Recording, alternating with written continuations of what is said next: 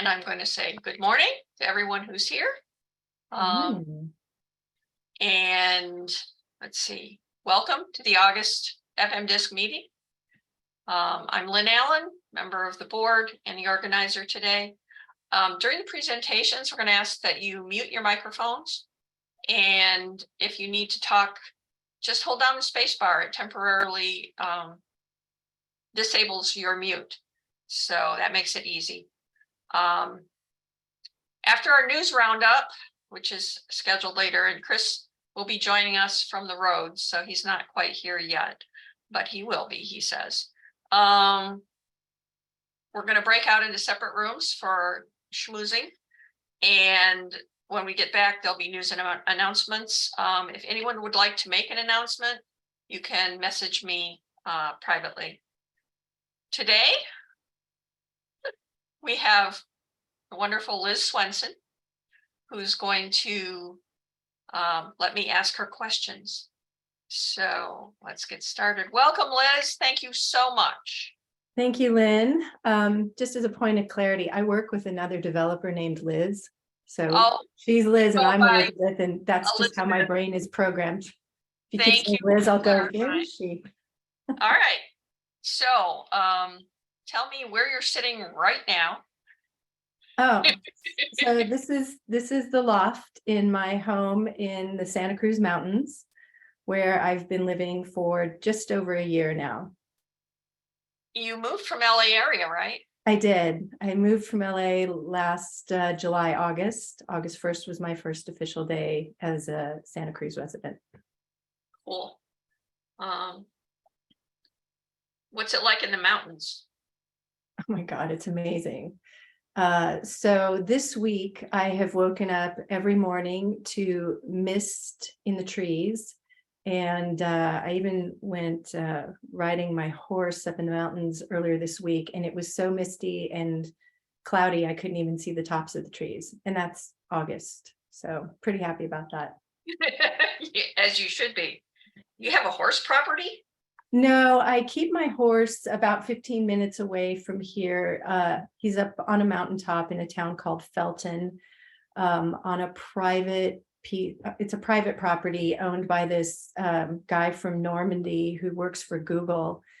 And he has 4 horses and 10 paddocks and was kind enough to let me board my horse there.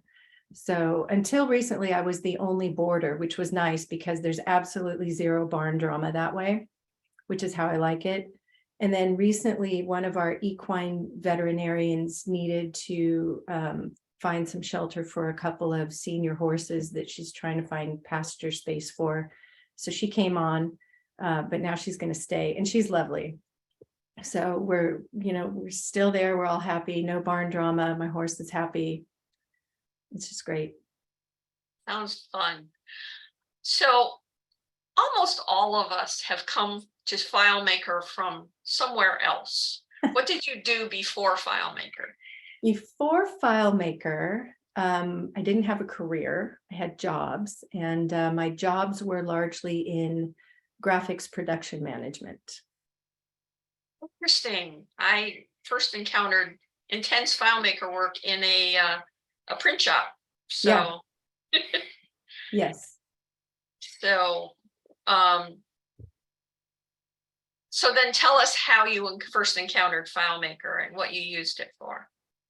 Well, I first encountered FileMaker working for a company that no longer exists anymore. It's a company called Pittard Sullivan.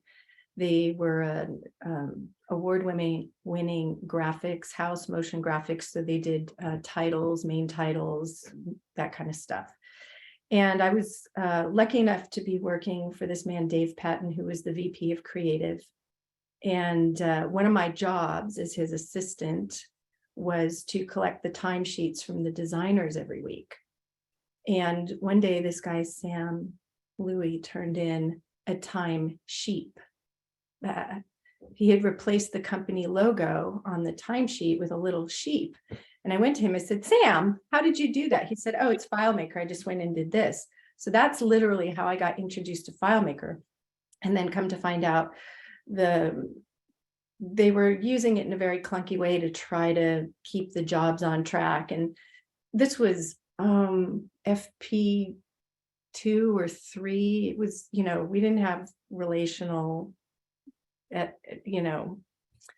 was a mess. You had to relate, I guess, the files, from remembering that far back. But anyway, so that's where I started digging into it and going, oh, this seems like I could make this a little bit better. And as I did that, then I started managing the workflow more. And eventually they created a position for me to do all the creative resources management. And so I kept developing the tool. And that's how I became introduced to FileMaker. And it became my tool of choice at every job thereafter, if it was available. It wasn't always available. So I had to learn things like Excel and Lotus Notes and what's the other one, Access. But, if FileMaker was available, that's where I went. That's cool. So obviously you've been with FileMaker through all of the versions. Would you say that any transition was problematic for you? I mean, when did you have to start to push yourself to learn the new stuff? The big push came because I wasn't with FileMaker consistently. So I would work with it for a few years and then be gone and then come back. And, so I was kind of a visitor to FileMaker. But where the real push came was my last job was working at City of Hope. And they had kind of a messy situation where they had 3 different databases on 2 different servers and 3 different versions, and it was a whole big mess. So that's probably that's where I really put the pedal to the metal and really dove in deeply to try to really make a solution better. I mean, they covered my desk with a temp for 6 weeks. After I told them I needed 6 months, they said, okay, we'll give you 6 weeks. Sounds about right, I'm sure.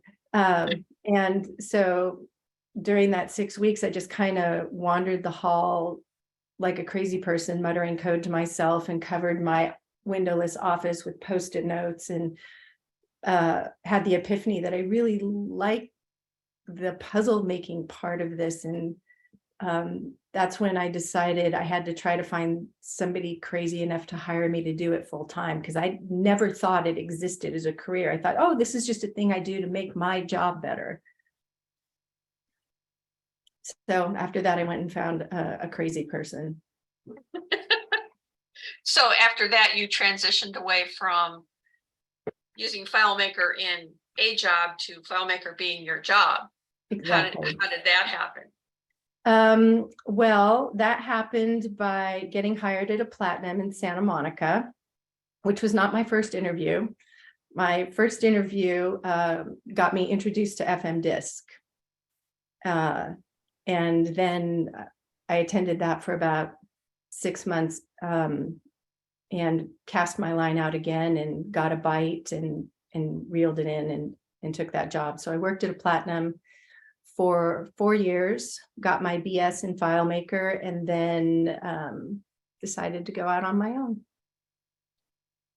When you were first working with it, what kind of resources did you use to learn the skills you needed, relational design and all that stuff? So when I first started, we had no internet, so it was trying to find the books because it was still box software then. By the time I got to City of Hope, there was a guy down in Long Beach who was doing the FileMaker training series. So I had gone and taken a week's worth of classes with him, and he had a very generous retake policy. So I did several retakes as well, and then just tried to come back and apply it. When I got to the Platinum, I used the internet mostly to search for how to do stuff. And that was still a little clunky because that was kind of new to me. And weirdly enough, it was just the idea that there was all this information out there that you could access on the internet was just a revelation. But also, I'm not a computer science person by study, so it was very, some of it was a bit over my head. But yeah, those are the tools I used. And sometimes you, other people. Did you hook up with Claris in there at all with the Claris FileMaker, the CSA, the FSA, the organizations or Tech Talk or any of that? I really got introduced to Claris when it was still FileMaker by attending a reseller training that it's kind of funny because my first 2 years at the Platinum, I didn't have very much work to do. And I was kind of panicking. And then I was being let into those FBA meetings that you would have with the FileMaker people. And I heard there was a reseller training. So I told my boss, hey, you should send me to this because, I don't have anything else going on. And he said, young 30-something guy said, oh, you wouldn't understand it. Lo and behold, there was a scheduling conflict and he couldn't go, so they sent me. And that's really where I first encountered the FileMaker people face to face. So I met Julie Sigfrenius, who was amazing. I sat next to Susan Fenema, who probably mostly everybody knows. I met Kate Lee there. And these are all people who really helped me level up. Did you start going to DevCons? I think I went to my first DevCon in 2015. And I think it was the first of the Vegas ones. Yeah, and so that was mind-blowing for me. Just, again, so much content.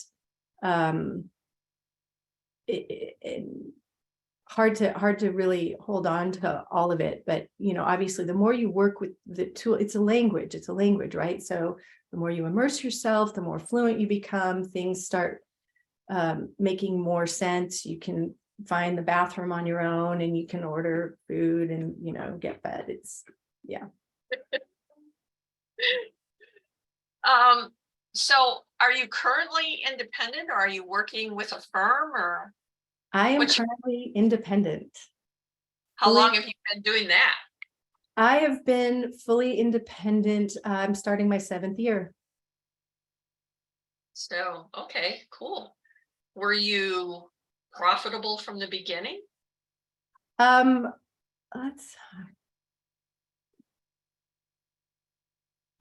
don't really know how to answer that. Maybe I was, paying my bills and having some savings. So I would say yes. Well, that's really good.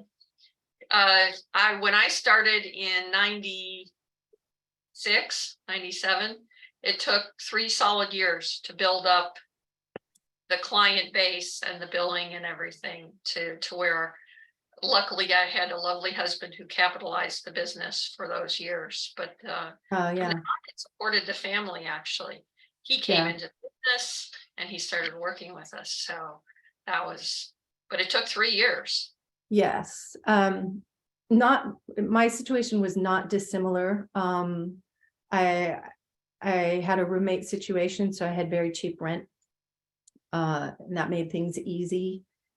I also didn't just dovetail into or I didn't just dive right into having a whole bunch of clients. I went out and contracted for about 18-20 months with a company, but I was, full 1099. And during that time, clients started coming to me. So these were people that I had worked with, and we'd gotten past the non-compete period. Actually, one had approached me before that and I said, I can't work with you until, we're clear on this period. But people just started coming to me, finding me on LinkedIn. And so that was great.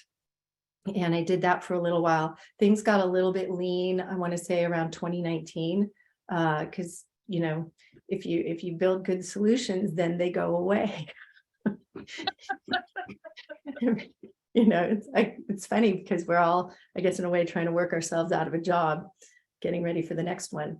So things got a little lean around 2019, and I started possibly interviewing again with certain. I was much pickier this time because I had a little bit of chops. So I started interviewing, but then I had a conversation with Susan, and she basically shut me down on the idea of getting a job again, and hooked me up with some people who just needed hands. So I subcode for a while with a couple of other platinums while still maintaining my independence, which was great. And did that for a few years until a friend of mine that I had met actually at the first Pause on Air I went to up in Los Gatos, I think it was. She's in San Francisco. Her husband's ship came in and she said, I'm going to retire. And she wanted to find homes for her clients. And so those clients found a home with me. Very cool. Yeah, very lucky, very humbled.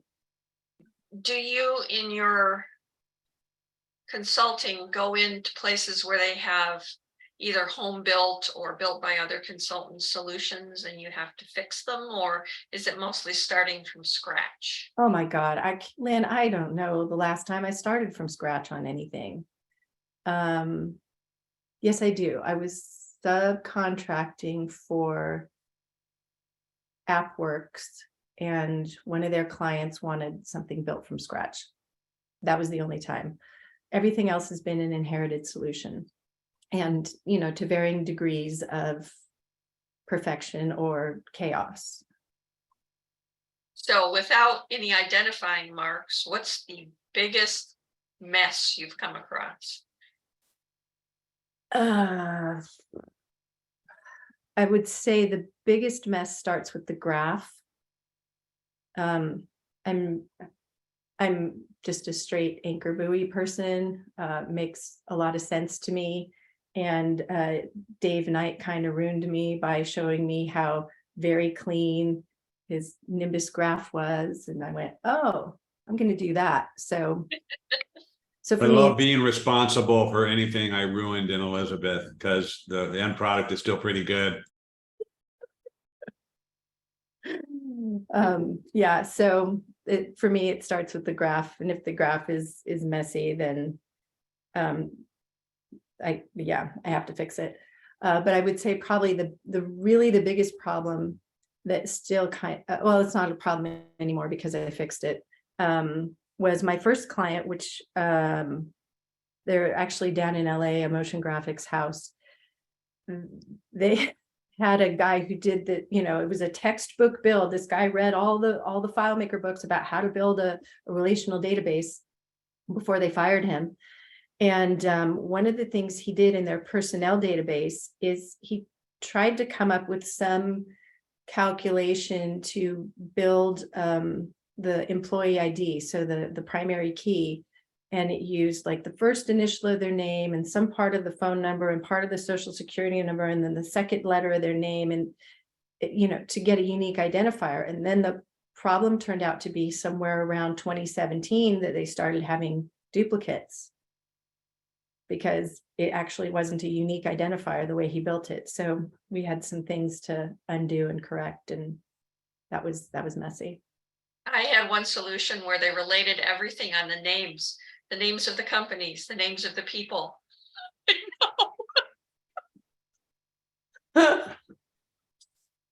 Oh God, it's so good. There's only one guy named John Brown.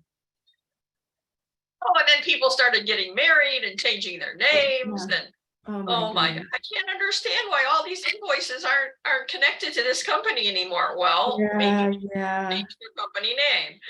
Oh my God. Yeah. Okay. Yeah, let's David Smith, yeah. It's a good one let's too. talk a little bit about what you feel are a couple of your greatest successes, the things you're most proud of having built. Wow, she comes out with the tough questions. I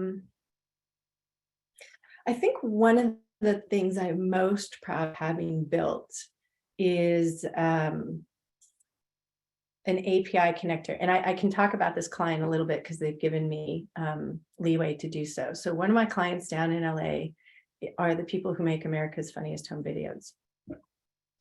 And this was while I was still at the Platinum, they needed an API written to sync the metadata in their FileMaker database, which they had self-built and been using since 1989. They needed the metadata in that database to go back up to their cloud source where their videos were stored.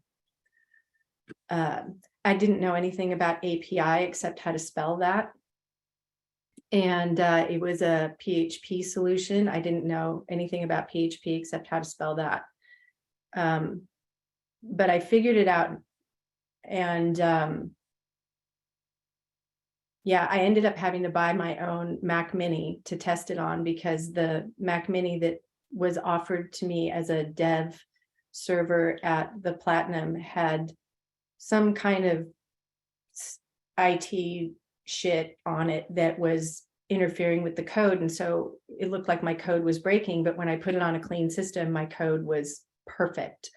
And so I breathed such a huge sigh of relief. So I got that up and running for them and was really happy about that. And the client was really happy. And in fact, they were so happy that they reached out to me in 2018 and said, we've moved to a new cloud system and we want you to rebuild our API for this new system. Any other big successes? Big successes. I think that's the biggest one. Okay. What version are you currently up in the current version of FileMaker, or is there a version in which you feel really comfortable? Or Well, because of my current portfolio, I have to have versions all the way back to 16 because I have some people who are still in 14, which means they're also not using native JSON. So that becomes, I have to remind myself that I can't write JSON when I'm writing for them. I do have the new one up, but I use it mostly right now just for my personal time tracking and stuff like that. Everyone else is 18 or 19. you like working in JSON? I love it. I love it. In fact, any time I can redo some of the code in some of these inherited solutions where we're, just passing a list of variables instead of JSON, I try to work that in because it's coding for my future self, right? Or for the next person who's going to inherit this database because, I inherited, so chances are it's going to fall in someone else's lap at some point. The base elements plugin, do I use that? Someone's asking for the non-JSON solutions, do you use the base elements plugin? Sometimes, but I'd rather just use native JSON that's in FileMaker if and when I can. Are there any of the JSON manipulation tools that you use to write it, or you just work right in FileMaker? I just write it. I used some when I was really first using it heavily, which I want to say really started in 2018 when I had to rewrite that code for America's Funniest Home Videos. And so I did use some JSON syntax tools out on the web, but I've gotten pretty facile and pretty fluent with it. So I just write it now, and I have my specific format that I always use, which is, great for me. I also have just started working, it's been about little over a year now, year and a half, working on an inherited solution for my friend Liz, goes by Liz, who writes very, very clean code. She graduated from MIT, so she's brilliant. So she writes her JSON a little bit differently, but it's educational, and I love working in solutions that she started. So other than JSON, what do you feel like are your most powerful tools, either inside or outside of FileMaker?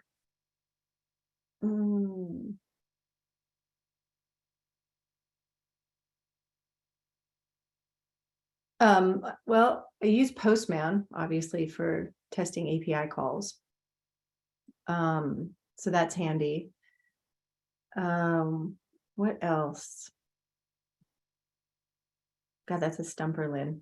Because I'm mostly working inside of FileMaker all the time. I mean, really, I would say three things. One, Postman for testing API calls. If I have to write code, I'm usually using what is it, VS Studio. I don't really write much code outside of FileMaker code. I haven't, don't tell Jeremy Brown, but I haven't made that leap into JavaScript yet. I use, the internet a lot just for searching for stuff. How do you do this? But I would say the biggest tool is just my cohort of FileMaker friends and colleagues, where I can say, hey, have you ever done this thing? Or do you know how to do this thing? Or, so some of that is, from going to FBA things. Some of it is from working with Women Innovating Together. Some of it is from going to conferences and just meeting people and talking to people. But that's probably the single biggest tool, is talking to people. So what do you see as like your biggest frustration with FileMaker currently? I mean, is there something you want to do that you cannot do? Programmatically resize the custom dialog box. Oh yeah, wouldn't that be great? It's not going to happen. We have hard windows for that, but yeah, that's just a thing that came up. I had to educate my user yesterday. She was freaking out because the dialog box was taking up her whole screen, and she sent me this video about this thing happening, and I'm watching the video and I keep watching it, and I go, I'm not really sure what the problem here is. Is it this or that? She goes, no, it's the dialog box. It's too big. Oh yeah, well, you just have to shrink that down yourself. Can't do anything about that. I want to hunt down the people, the line of people who have decided not to modernize the import data dialog for the last 2 decades. Because that has been the same friggin' dialogue since FileMaker 2. And yeah. What else always puzzles me, and I don't know, maybe somebody on this call can explain to me why this is a good idea. So when you writing a script and you say enter find mode, and it defaults to pause on, and I sit there and go, who the hell does that? Who the hell does that? And so I have to make this conscious effort to turn the pause off, because then otherwise all of a sudden I'm going, script debugging this code and going, why is it stuck? Why is it stuck? Oh, because the pause is on. So I don't know anyone who ever leaves the pause on. I suppose there's a good reason for that. Or that every button defaults to pause the current script instead of halt the current script. Yeah. Oh, and here's my favorite. And this is kind of, Scott Rose complained for years and years about the import dialog when you added fields. Or maybe it was the tab order, and those eventually got fixed. But when you want to rotate text, you have to select it 3 times with the mouse to get it to the orientation that you always use. Yeah. Yeah. Rotating. I forgot about the rotating text. Yeah, that's a tough one. How many years cool things that have gotten better. spent doing these things over and over again. Yeah. Okay. So what would you wish for FileMaker in the future? What features would you like? What would you like to see it do? I would like somebody to write the crystal ball plugin. Just kidding. Oh no, all my clients want the telepathy plugin. Yeah. Oh, telepathy plugin. I like that one too. Yeah, they just wanted to do what they wanted to do right now. Right now, without out of the box, Yeah. without having to pay any of us. What would I like it to do?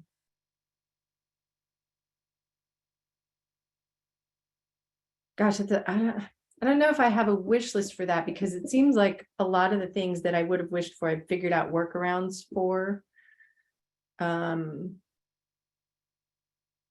I guess if I was going to say that, I would like more independent behavior in a button bar. So I use button bars almost exclusively. I almost never use the button tool. Because why? Button bar gives you everything you need. So if you need a button, just use a button bar and code for your future self. But when I start having multiple buttons on a button bar, I mean, I like the way that works, but sometimes I would like some of those buttons on the button, like maybe I want this one to be 100 pixels wide and this one to be 250 pixels wide, and I can't do that because it's equidistant, and I see the value in that, but I would also, I think, wish that I could say, okay, this segment is always going to be at least this big, and this segment can be at least this big. That would be Right. my So wish. more penetration into the objects there and get more control over that. That's cool. Yeah. I know a lot of people have transferred over to the button bars just because there's so much more you can do with them. So Yeah, I mean, you could do it with a regular button, but then you have to go back and change it to a popover button, whereas, button bars right there in the setup menu. So one and right. one. You have a large presence and have had a large presence in Women Innovating Together. Oh, wait a minute. This requires a costume change. Oh, Okay. All right. Go ahead. you were prepared. I love it. So tell us about your involvement in the beginning, in that. So, well, I was still. It was Women in FileMaker. It was Women in FileMaker, and so I first encountered that group at my first DevCon, and I was mostly a wallflower because I didn't know anybody or didn't really think I knew anything. But I remember sitting at a table with Chiyoko Yoshida and Sarah Severson, who I just thought, God, they're such badasses. And never thought I would actually be cool enough to hang out with them. But I was just at a mini conference, a pre-pause conference with Sarah in April, and had a really good connection with Chio at the last pause. So things evolve. Where I really got intensely involved was, I want to say it was probably around the last year that I was at the Platinum.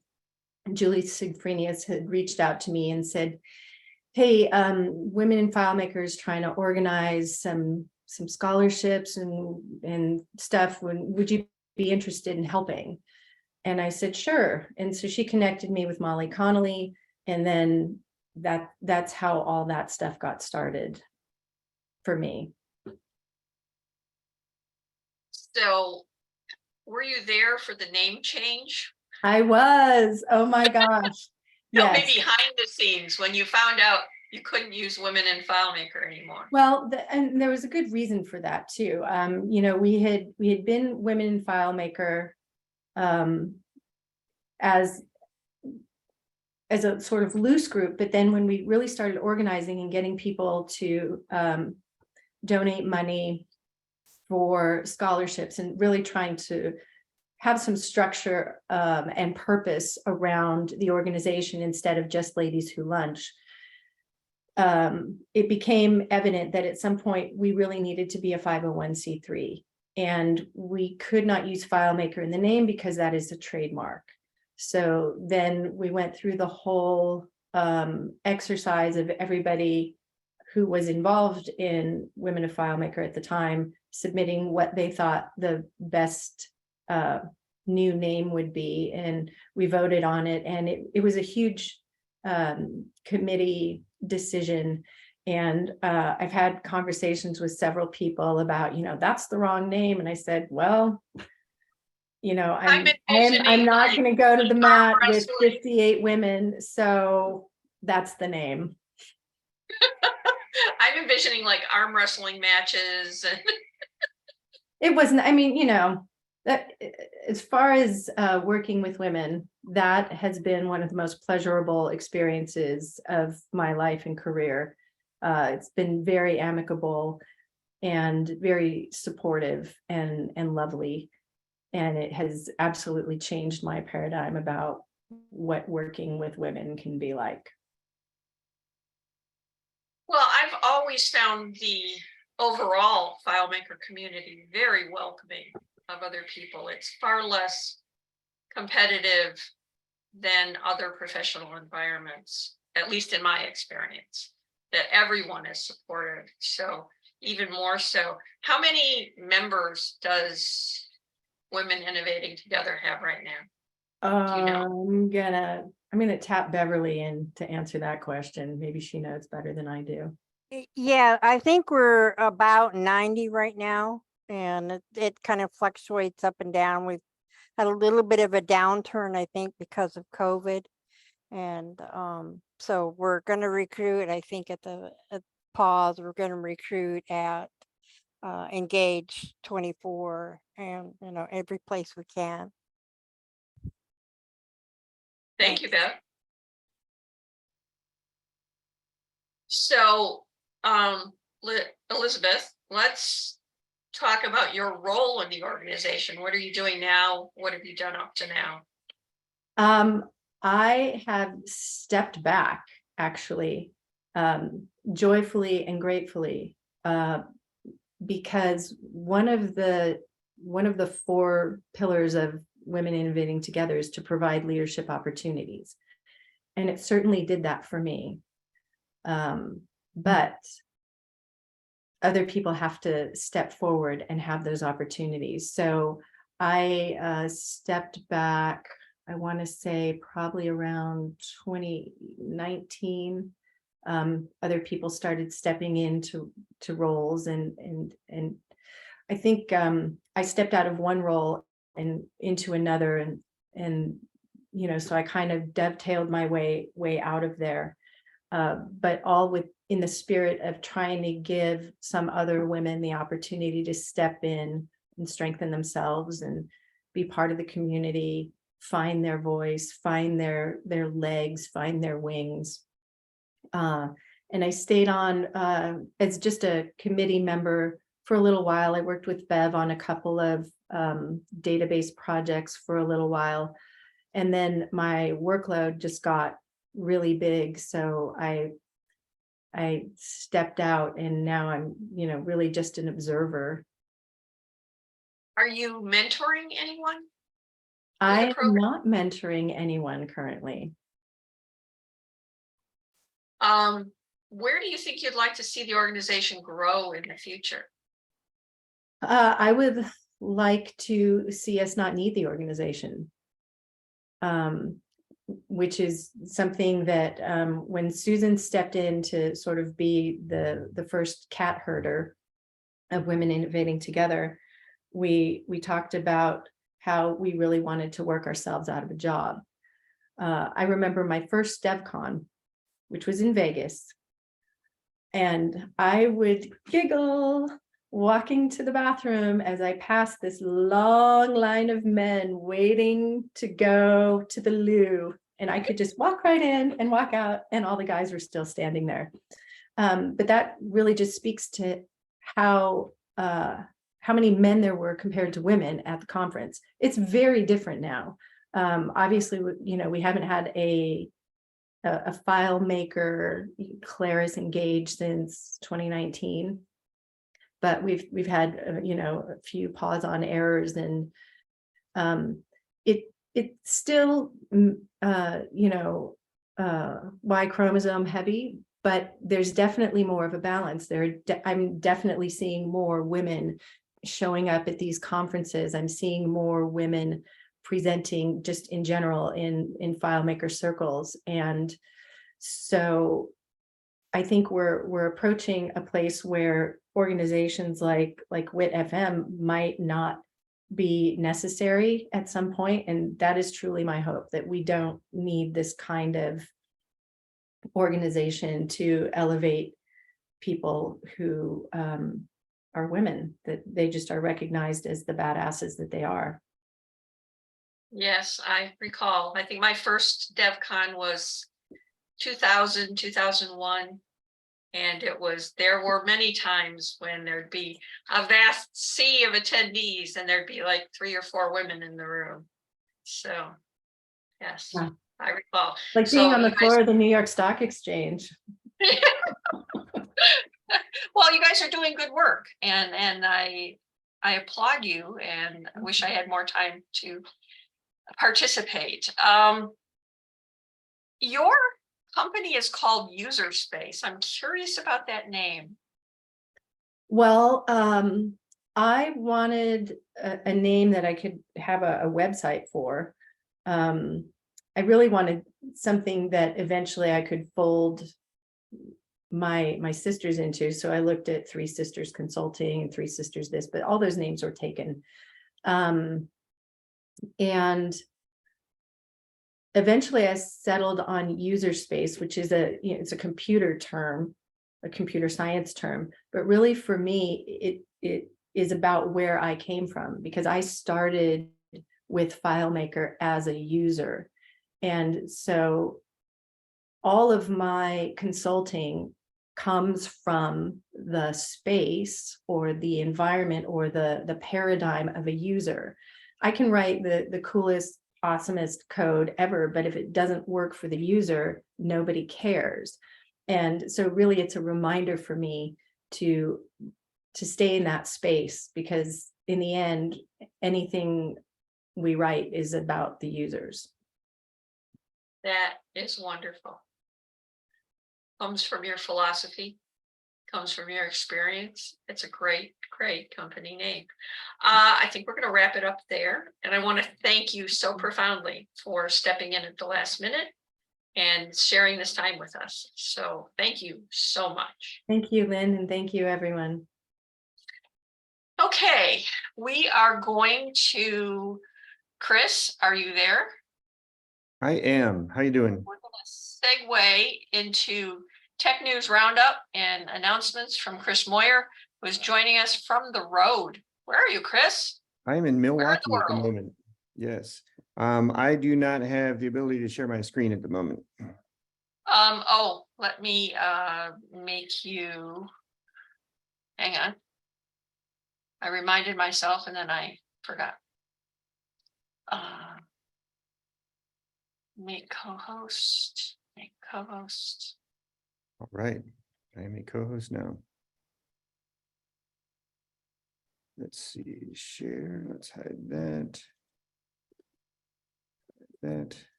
And hopefully, can you see my screen? Yes, I can. Awesome. Okay. So this is the August edition of the Tech News Roundup. And for those of you not familiar with this, it's sort of a, not just, I don't want to be a navel gazer and only look at FileMaker stuff and things like that. So it's sort of the broader technology context and stuff that we might want to look into if it impacts, cloud hosting or FileMaker servers or anything like that. This is a shameless ripoff from FMBug. They've been doing this for a while, and I thought, this is a really nice segment. They've sort of looked around and found all this stuff that I haven't had time to find. So I just want to give them a tip of the hat because it's a great, great thought. So sort of the most important thing I've seen in the last month, and Heidi Porter was the one who actually turned me on to these, is there are 2 very similar bugs There's a bug called downfall that's affecting Intel CPUs, and another one called inception that affects AMD CPUs. They're similar. There's a company called ComSec that found the inception bug. You can find them on YouTube. So I have little links underneath both of these headlines there. One is the downfall.page, and the other one is a YouTube thing for the inception bug. And there's a couple interesting things here. So both of these are what are called speculative execution bugs. So basically someone from outside, say the server or something like that, can send a random ping in or a probe in and find out what's stored in a memory register. And these could be encryption keys or things of that nature that would facilitate the compromise of the full thing. So what's been proven so far are only proof of concepts. They're like, this is possible. And these little YouTube videos will show you how it's possible. There's another couple of videos on the downfall page. But basically, it's not hard to completely compromise the server. This affects a whole class of machines. So both of the vendors, AMD and Intel, have already released OS level microcode software updates that will patch these. But you would have to do that yourself. Any sort of broader, like a firmware update or something like that, would have to come from your PC or server or motherboard manufacturer. So if you're hosting a file, and to me, the big concern here is on a FileMaker server. So if you're hosting a FileMaker server on on-prem hardware, otherwise, if you're in the cloud, then it's the cloud provider's issue to deal with. But if you're hosting on-prem stuff, then you should be paying attention to this. Downfall was disclosed to Intel a year ago. There's a Google researcher named Daniel Mogini. The bug causes the CPU to unintentionally, air quotes here, unintentionally reveal internal hardware registers to software, which allows untrusted software to access data stored by other programs.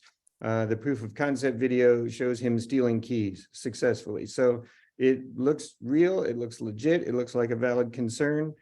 And so, this falls squarely in the security space, but I think anyone who's hosting on their own hardware should absolutely take a look at this. Inception is very similar. It's a vulnerability that leaks arbitrary data on affected Ryzen, Threadripper, and Epic CPUs. And the Intel one affect Skylake, KB Lake, Whiskey Lake, Ice Lake, Comet Lake, Coffee Lake, Rocket Lake, and Tiger Lake architectures. So if you're on any of those chipsets, then you've got a problem. So to me, that was sort of the biggest thing that sort of came across the radar this past month. There's been a lot of chatter on AI since, I guess, February. And, there's been some discussion, but not a lot, about the fact that it has been given some guardrails, some safety rails. And there is a variant on ChatGPT out there. It's not a variant of ChatGPT, but it's a ChatGPT style AI called WormGPT. And you can, so if I were to ask ChatGPT, help me create a phishing email to trick the CFO of a Fortune 500 company into divulging, whatever, ChatGPT would tell you to go pound sand. It's not going to do that. It's not going to help you with that. Or if you want to write a malicious HTML payload, it won't help you do that. So ChatGPT has been sanitized to not help hackers write malware. WormGPT is perfectly happy to help you write malware or phishing emails or anything like that. So this is out there. And so I guess it's a little bit of an arms race that the bad guys are actually getting AI tools to help them, which is new. And so I don't know that there's anything for us to do about it or things like that, but just be aware that I guess their saws are getting sharper. And so AI can, build a better mousetrap for phishing emails and stuff like that. So, do the usual of making sure your users are trained not to click phishing emails, but the quality of the phish is probably going to get better and better due to tools like this, which I thought was interesting to know, but, perhaps not terribly actionable. Chris, yeah. we have a question back about the bugs, the Sure. Does OS matter for those Intel bugs? No, it does not. This is Okay. a CPU level memory register thing. So theoretically, it's, you know, I would assume Windows, Linux, what have you, this is a hardware CPU issue. So it should be exploitable regardless of your OS. This is chipset specific, not OS specific. Good info. So yeah, I mean, terrifying, right? So both vendors have said they haven't seen any exploits in the wild yet. And, you know, they've known about it for a while, so they've had a chance to respond to it. Usually the researchers don't disclose until the vendors have, you know, come up with a fix for it. But still, you know, people aren't always as prompt as they should be for patching their gear. So patch your gear if you're in charge of any gear or have decision-making authority over gear. So, okay, let's go back. This was an interesting one. This is I guess, school project. It's not a school project. There is a security company called Go Secure. And a lot of weaknesses are in Microsoft Remote Desktop, RDP. And so since a lot of exploits come that way, you know, people, you know, there's tons of people like us out there. We work remotely. We need to sort of parachute into a client's network and work on their server or fix a bug or help a user or whatever it is. But RDP is super common out there. And so obviously hackers have gotten good about breaking into RDP gateways. And so to sort of get a better read on how this all works, Go Secure actually set up a honeypot. It's a VM sitting out there that has RDP access turned on. And they have it basically being recorded, if you will. So if someone breaks in, they can watch what people are doing, and stuff has been as benign as someone breaks in just to prove they could. They change the background image and then log out, and that's it. Other people are deploying all sorts of tools or logging into their email and stuff like that, doing stupid stuff. And so they've sort of gotten a really great picture of the range of abilities out there, you know, how smart or dumb certain hackers are, what tools they're using, what methodologies they use and stuff like that. And they've written this all up in a report. And if you go to Go Secure's website, you can pull this report. But I just thought it was interesting and a great reminder that the very utility remote desktop that we use very often to just do our jobs is something that is being actively exploited. So, for example, if you're opening up the server admin console on your usual RDP machine, don't store your admin credentials to open up the server console. You know, type it in every time, because if someone else is coming in after you and drop it in there and they fire up a web browser and see what it's been looking at lately and go to the admin console, you don't want them just to be able to walk in there. So sort of use caution and make sure that you're using your own good security practices and treat it like you would a workstation you would at a cyber cafe or something like that, because these things are broken into all the time. And I just thought that was nice to keep in mind. So that's why that one's in here. Moving on, a couple of days ago, Stephen Blackwell sent this, but we'd actually read it ourselves. Heidi and I. There is, and it's a good article. A reporter at the Wall Street Journal started tweaking his prompts a little bit to see if he could get, you know, we talked about Worm GPT a couple slides ago. He wanted to see if he could get Chat GPT to sort of misbehave or do some harm. And the finding is that you could. And so he asked the ChatGPT to read his email, summarize it, and then post that information on the internet. Now, it's a very small leap for him to say, summarize my email, for him to say, summarize somebody else's email and post it on the internet. And so, you know, people send dumb stuff that they shouldn't be sending in emails all the time. You know, I'd like to think no one on this meeting is sending login credentials over open email or anything like that, but it happens. And so if it does happen and a chatbot is able to start summarizing people's emails, or you could even write it to say, hey, wherever you find, username and passwords, publish those on the internet. So you could have ChatGPT posted on your own personal website where you're scraping this sort of information, and bang, off you go. So even with air quotes, good ChatGPT, it's possible for it to be tricked, I guess, for lack of a better term, to cause some harm and break into people's email and publish the contents of the email. So once it has access to the system that it's on and access to whatever email might be on that system, then there you go. It's pretty much an open book. So, with FileMaker server, for example, years ago, I think in version 14, you could do things like, say, list the contents of this directory. And at that point in time, I think it was pre-14, you could go outside of FileMaker's domain and look at the contents of the hard drive or specific directories, and then FileMaker Claris locked that down.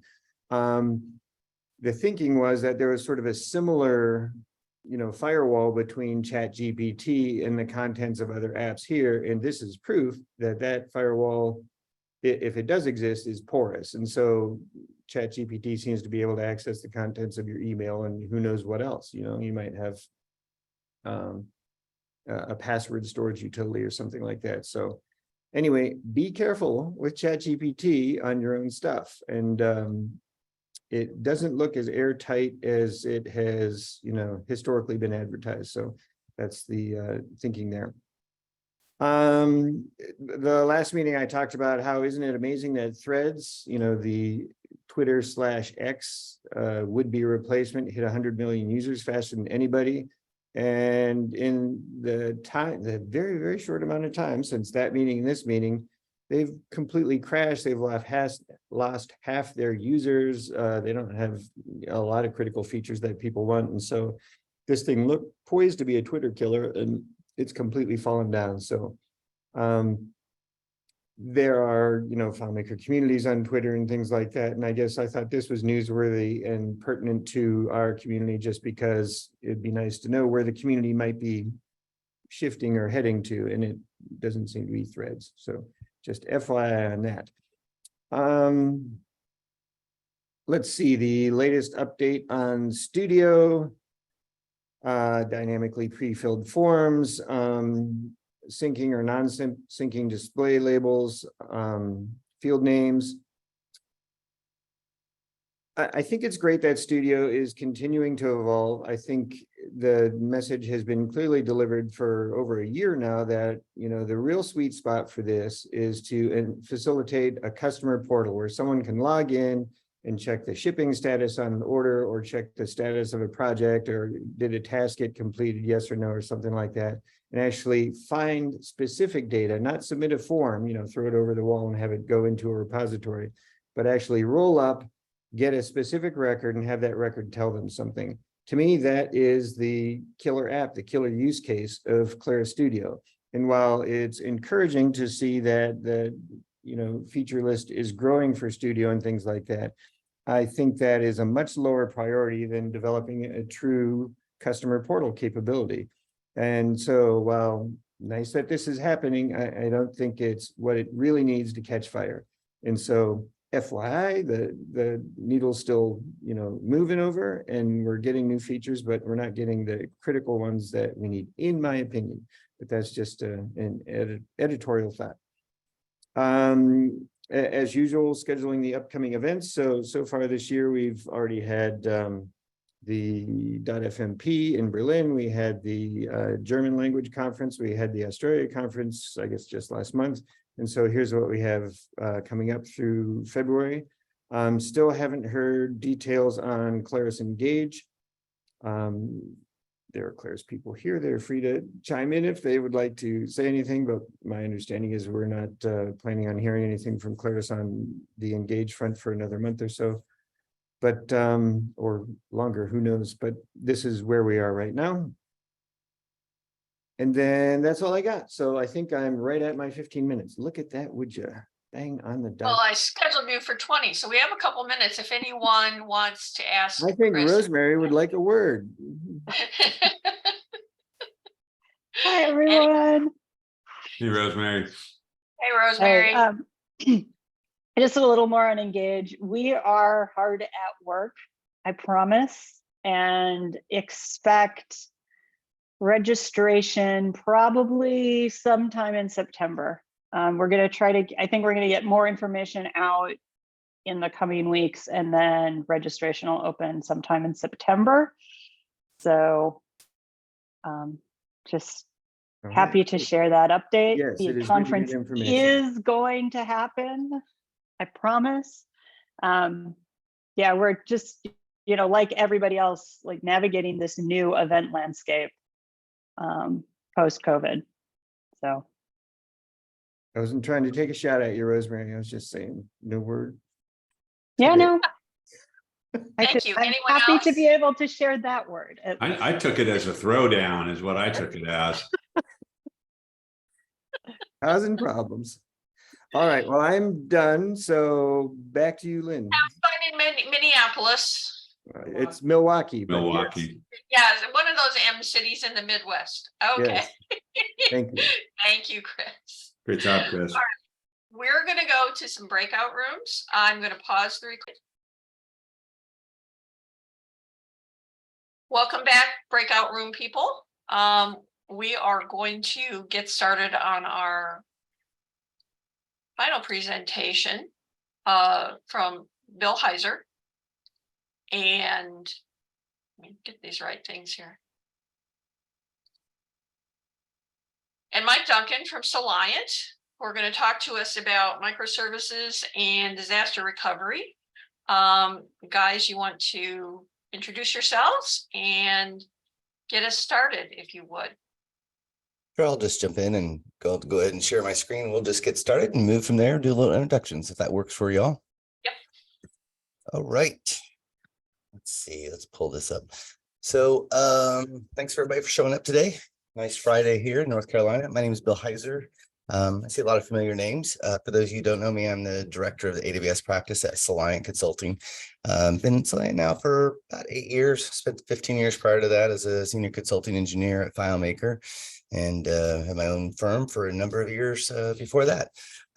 Joined today also from Mike Duncan. He's the senior cloud DevOps architect here at Soliant as well, from Indiana. Mike, you want to say hi real quick? Hello.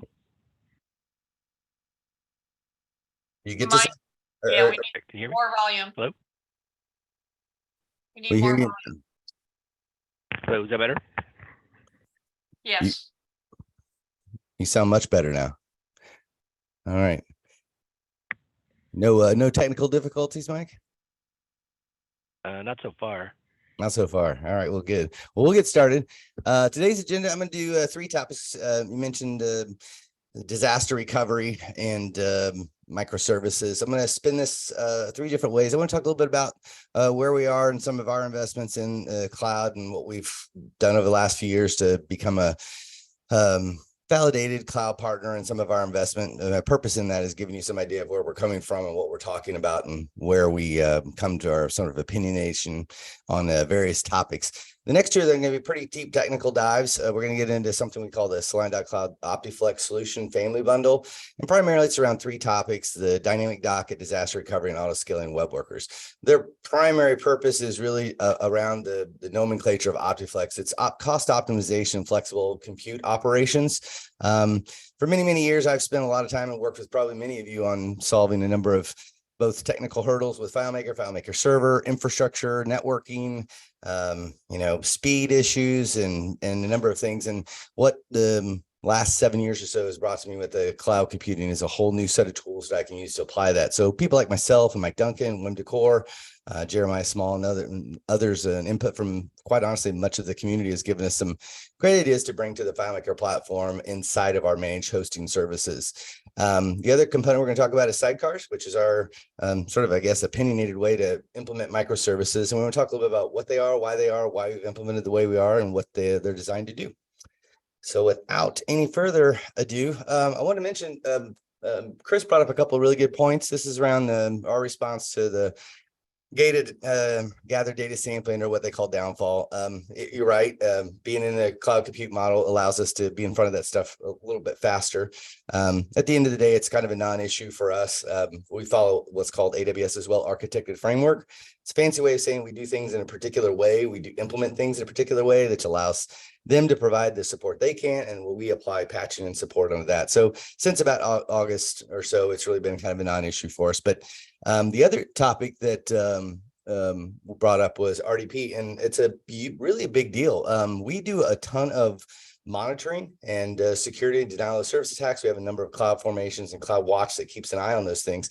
In our environment, we're well over 1,000 implementations now, and we see anywhere between some days you see thousands of RDC attacks against, or attempts against, either instances or a number of different services. So we've implemented a number of security measures to deal with that.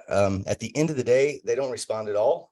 We dynamically apply ports. We dynamically apply business or firewall rules that are stood up automatically and then torn down.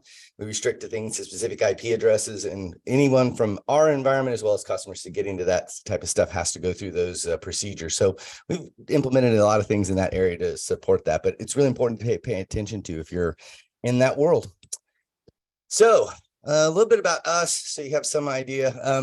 So over the past 7 years, we've been pretty hard at work. We've been building a pretty big practice here around a lot of areas, lots of services, everything from your standard FileMaker EC2 implementations, how to do that. We've looked at containers, we've looked at the Linux versions, and various ideas. We follow sort of a long-term strategy of that, leveraging other services like Node.js and Lambda and API gateways, as well as trying to fit those into a model that will give us a couple of things that are really important.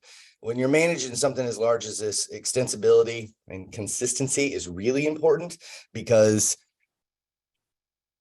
when you look at where you put your infrastructure, what it resides on and how that you interact with it is dependent upon that infrastructure and the way that not only that it's implemented, but the way that it's architected.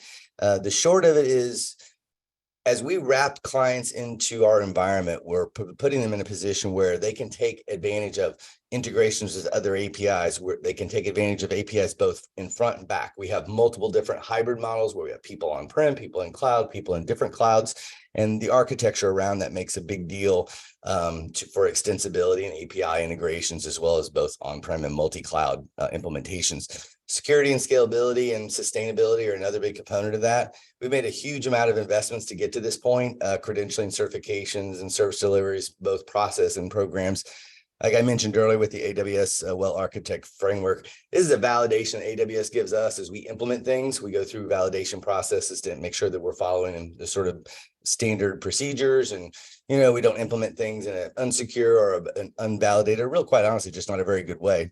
And the last thing you probably know about us is we're really focused on optimization as opposed to lowest cost. If you're looking for an absolute lowest cost entry, there's a ton of options out there. They all have their price to pay, and the implementations of those things come at various costs. We're really focused on optimizing as much as we can, and optimizing not only the usage of those services, but implement them in a way that they dovetail into the FileMaker platform, as well as allow you to expand and grow into other capabilities and leveraging third-party services. So we'll talk about that in some detail in the other areas. We are an AWS Advanced Tier Partner. We're a Solution Provider Program member. Probably the two things I want to point out here is we have a number of solution architects, solution professionals, network specialty people, cloud practitioners. We're well into the 20+ range now of different people. And we've done a lot of work with cloud formations. Where that applies to is everything that we do is basically automated. So it's repeatable. It's very, very supportable. Everything from instance builds to the way the networks are put together, the way the components are put together are all validated, and they're underneath a cloud formation so that they're done in an automatic way. It really comes down to the fact that if you're going to try and manage that in a very consistent, deliverable way, you've got to have some pieces in there. The last one I want to mention is our Cyber GRX. For the 3rd year in a row, this year we got a promotion in that. Bottom line, what I want you all to get out of this is we have to be under the AWS Well Architected framework to be an advanced tier partner. Cyber GRX is a third-party validation program that we belong to. We go through an audit every year. It's done by a third party so that not only we say we're doing it right, but third parties say that we're doing it right. So this is done, ours particular is done by Deloitte & Touche and KPMG. There's assessments across the board. On the right, you'll see a chart here. The blue indicates where we land in areas, and the dotted line indicates where the sort of industry, medium row is. And it puts us at what they call a level 2 tier. The only people that are level 1 tier are going to be your cloud providers themselves. But this gives you the ability to leverage things like GDPR, HIPAA, and SOX.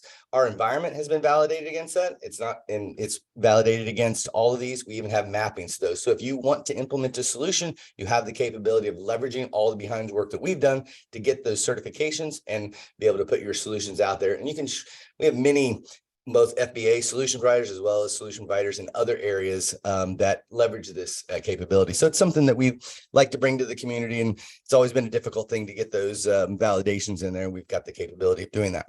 All right, enough about us. Let's talk about some of the technologies. Dynamic Docket is probably the first piece of the OptiFlex program that I want to talk about. It's really designed to do this. If you're going to implement in the cloud, one of the things that can get costly is just running your instances and having all of that stuff laying around, especially for situations where you want to have a development box. One of the things I love about the cloud is I can put things together, I can stand it up, I can stop it when I don't want to use it, I can shut it down. So if you have a development box that you don't need to run 724, you can simply utilize our capability of stopping that service and those things and let them run. And then an on-demand instance allows you to start it up when you need it and provide access. So we have a lot of clients that only work, 8 to 5 or 6 to 6 or whatever. And you can really scale down about 80% of your costs pretty quickly by just shutting those things down. And, you can set up some schedules. I'll just pull up a quick view of it. If you were to look at, say, this particular instance right here, I can come in here and I can stop this instance anytime that I want. And it allows us to let our customers stop it and start it on demand for that. But you can also set up what we call a dynamic docket. And so I can see this particular one is set up that on 6 a.m. on Monday, and then every day at 9 p.m. it will stop. So what this does effectively is cuts your run rate during the week down to about just over half. And then you combine no access on the weekends and things. So it's just a very simple way to just reduce costs, have some development environment, or have a situation where you just don't need to provide that access. So you can provide more power during the week when you need it and have it shut down in the evenings or over hours.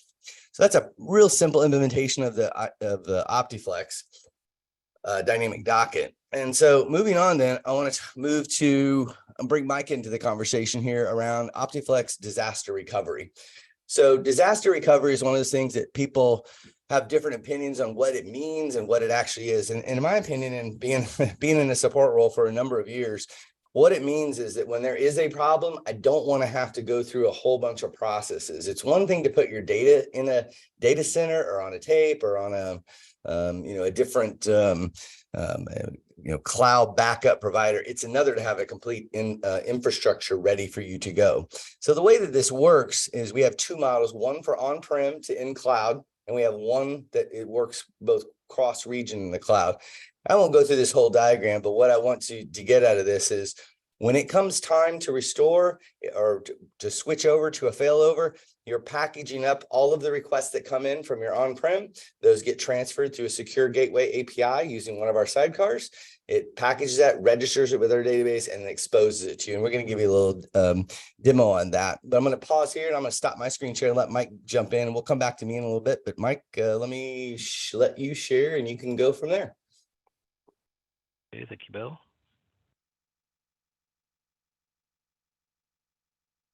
So again, this is a view of our portal. Just to kind of bring to the discussion. This is real similar to what he was just showing. What Bill was just showing was the concept of having an on-prem server, and our offering for that is where we have a script that runs there. It kind of packages up, like creates a backup, packages it up, sends it off to S3.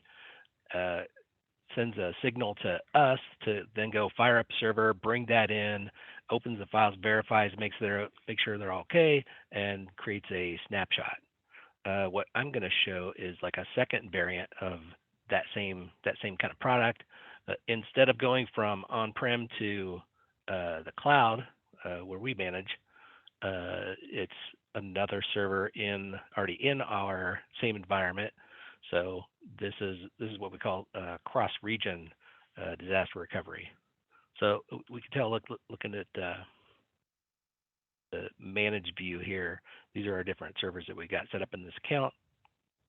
You'll notice the domain name here, and this one happens to be in the Oregon region. And you'll see like all our normal stuff, like the different actions that you can kick off. These are all like client serviceable, so self-service. You don't need to contact us for anything. This is all stuff that you can do from yourself. Shows you some of that there. And then if we look at this other instance set up here, you'll see that the status is OptiFlex disaster recovery standby. So, and this is, it's meant to be a duplicate of this first one, and this is in the Ohio region.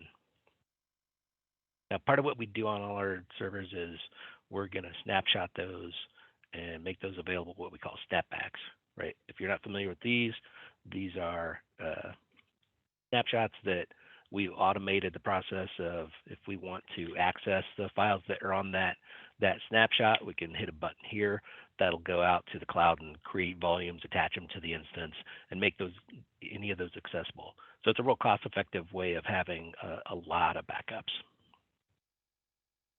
We look at our ODR server, right? All these snapshots you'll see they're unavailable, but these weren't created from this instance. These are generated from our instance that we're protecting, and we're just copying those snapshots from the Oregon region to the Ohio region where backup server is.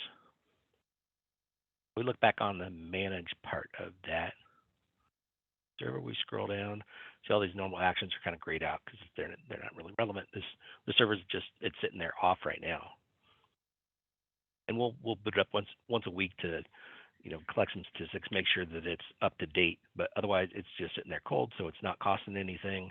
And now here we have this section about OptiFlex disaster recovery, where we've got these are pulling from those snapshots that were created and moved over. So this all happens dynamically. They're copied over, available here. And when I click one of these, select one of these to launch, these kind of represent my recovery point objective. So in DR, a DR strategy, you've got your RPO recovery point objective and RTO recovery time objective. So these kind of represent our recovery points. So I'll just go ahead and select this first one here, and I can select to disable opening them automatically or not, and we'll just go ahead and launch it. So that's going to put some automation in place to go out, and it's going to update some stuff. It takes a few minutes. You can see like the status is switched to in progress here. And this can happen for a couple different reasons. Maybe there's some kind of outage in the data center where that's at. Maybe it's not an outage at the service provider. Maybe there's some network outage between you and that particular region that you need to fail over.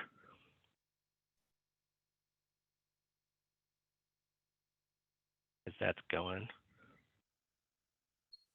switch over, like showing you here. I go to that may already actually be up.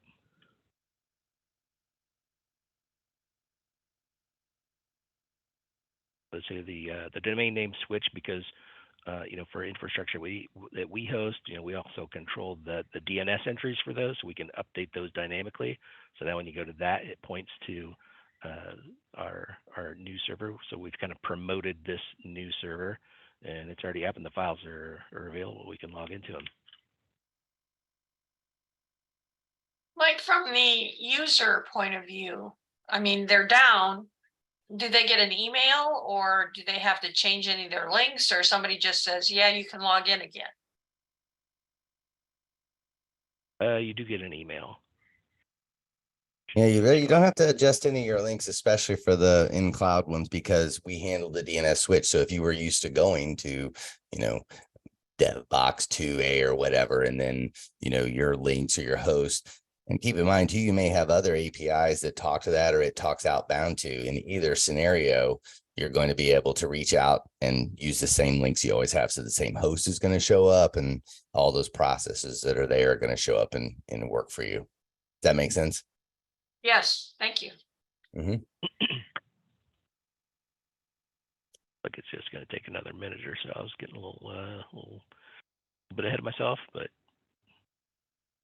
Yeah, another piece of that though is if you go back over to the snapbacks to look at the other one on there, if you look at FMS dev, you see that these aren't available to you now because you're in the process of doing this hot switch over. But each one of those represent a point in time where that particular instance and all of the databases and all the container data that's stored on it is taken at a moment in time. We have a couple of different levels where it's once an hour. We do one that's a premium that does it every 15 minutes. And when you do it every 15 minutes, then those are shuttled back over through a cross-region replication.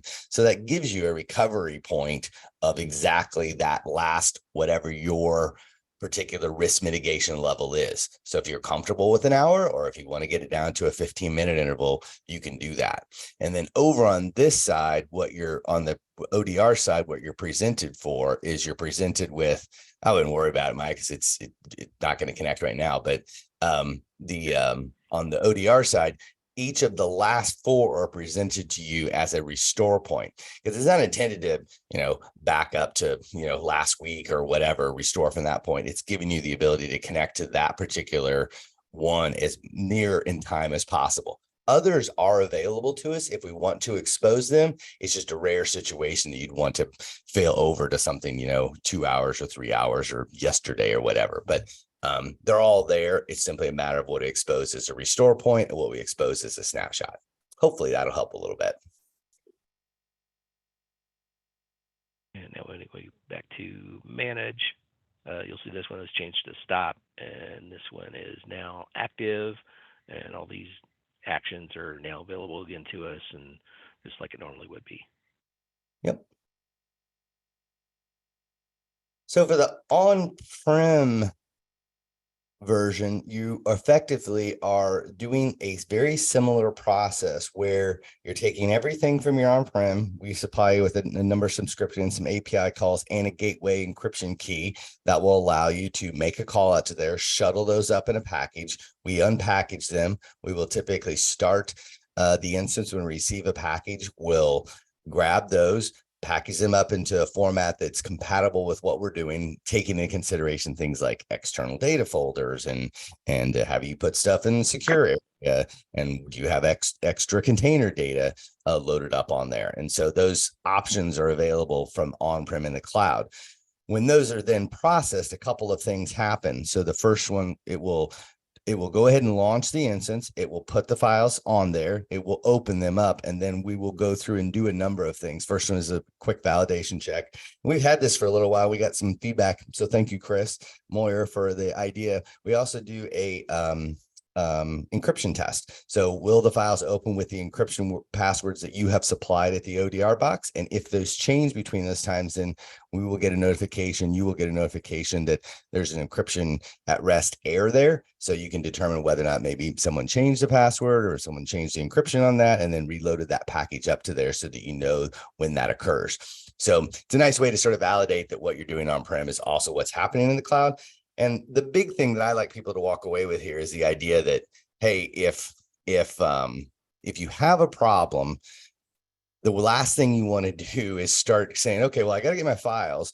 I got my files up and I've got to download them, or I've got to upload them somewhere. I've got to move them somewhere, and I've got to build the infrastructure to support it. The whole point in this is if a problem occurs, whether it be outbound to you and out of your control, or something that happens within your environment.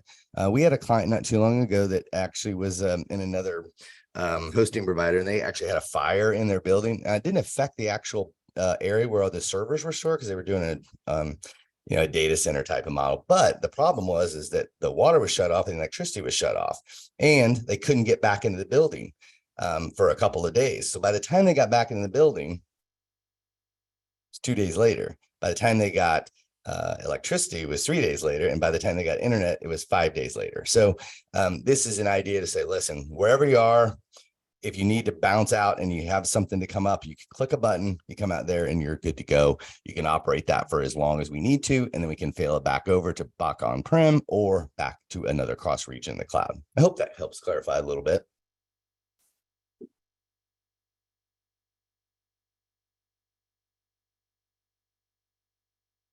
Send it back to you, Bill. Oh, sure. Yeah, I'll take over here. Let me jump in here. Let's do this. All right, so we'll jump over to the next topic, get out of disaster recovery. Let's talk about auto-scaling web workers. So I don't know how many of you use WebDirect or even know what a WebDirect worker is. So I'll give the 60,000th view. So WebDirect is, porting an application outbound from FileMaker through basically a browser. It uses a Vlad engine to create a dynamic instance, if you're a dynamic session of FileMaker within the web publishing engine.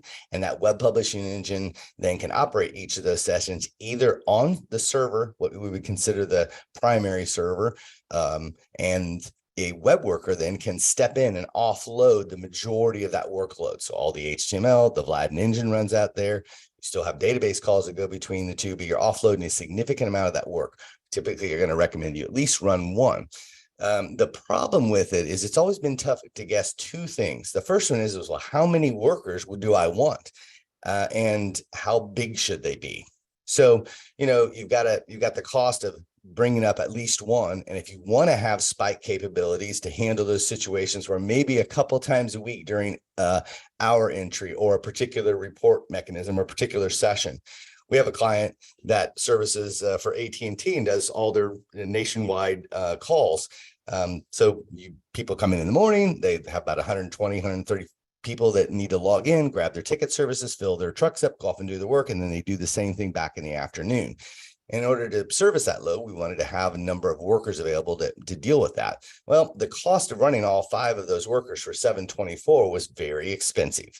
So the intent here is to provide that. I offload that work all the time. I only offload it when it's necessary to do so. And when I do that, I dynamically build all of the infrastructure behind it, doing all of that heavy lifting. So when you're not using it, there's literally nothing there running. There's no disk, no instance, nothing like that. And when your load comes up, you can do that. So in my example here, I can see that the top one here, let me go back here. The top one here, I've got it set for the auto scale threshold at 10 users. So when 10 clients connect to one, I want to launch another T3 instance using this image. And I want it to launch up and go ahead and let 5 people work off of the main master server of the primary box. As soon as it crosses that threshold, then I want it to kick into another one. So we can see down an example at the bottom here, and we can take a look at one of these. But the point is, I can see that 3 of these have come up online, and they both launched pretty early in the morning, and they came up. We can pre-launch things. In this particular case, I can see that it's set to begin at 4 a.m. I want to launch 3 of those and maintain those all the way till noon, and then let the auto scaling kick in even further. So during that time, warms up, gives us 3 of them immediately because we know we have a big burst coming in. And then the rules will kick in. It will always maintain 3 between those hours, but if it needs the 4th and the 5th, it will automatically provision and launch those out as well. Then after 12 o'clock, it will say, okay, I no longer need to maintain 3 anymore. I'll start letting it scale down. By way of example of cost, the best way to look at this is if you were to run 724, T3s all the time, this client was in the range of about $2,300 a month for their entire infrastructure. And taking autoscale and putting it into account, they have about 5 periods during the week where they need that full 5 web workers working. And that happens for about 2 to 3 hours at a time. Over weekends, they have absolutely no traffic, so they're completely shut down. And most days by 5 o'clock, they're down to 1 worker, and they save that. That reduced their cost down to about $550 a month to be able to maintain that. So you get 3 things. I don't have to guess about what I want to, if I want to have the technology or not. If you're not using it, it won't engage. Second thing is you don't have to guess on how many worker machines you need. It'll scale up from 0 to 1 all the way up to 5. and you don't have to make any determinations about cost, because you're always going to be on the negative side of having either 1, 2, or 3, because you can scale from 0 to 5. Hopefully that makes some sense. And you can see that in our portal here. If I pull this up, let me pull this up real quick. It's pretty simple on your side of things. I'll just switch clients here real quick, and I'll just choose this one I've got it laid out on. If I go to manage, I can see this particular instance is here in this example here. I can see that 3 has dropped down to 2 now, and these 2, and it only needed to launch this one for this small period of time during the morning hours. So it gives you some idea that it's sort of dynamic, and it comes up and engages when it needs to, and then scales down. So it really solves some really key cost optimization problems, and it also gives you the ability to, put your solution out there and know that you've got the power behind it. These instances can be dynamically sized too, whether you want them to be a medium size, a large size, or a super, super high, compute high model where you want to do a whole bunch of different transactions and things. You can scale those things up, and we can set that threshold to be whatever we want them to be.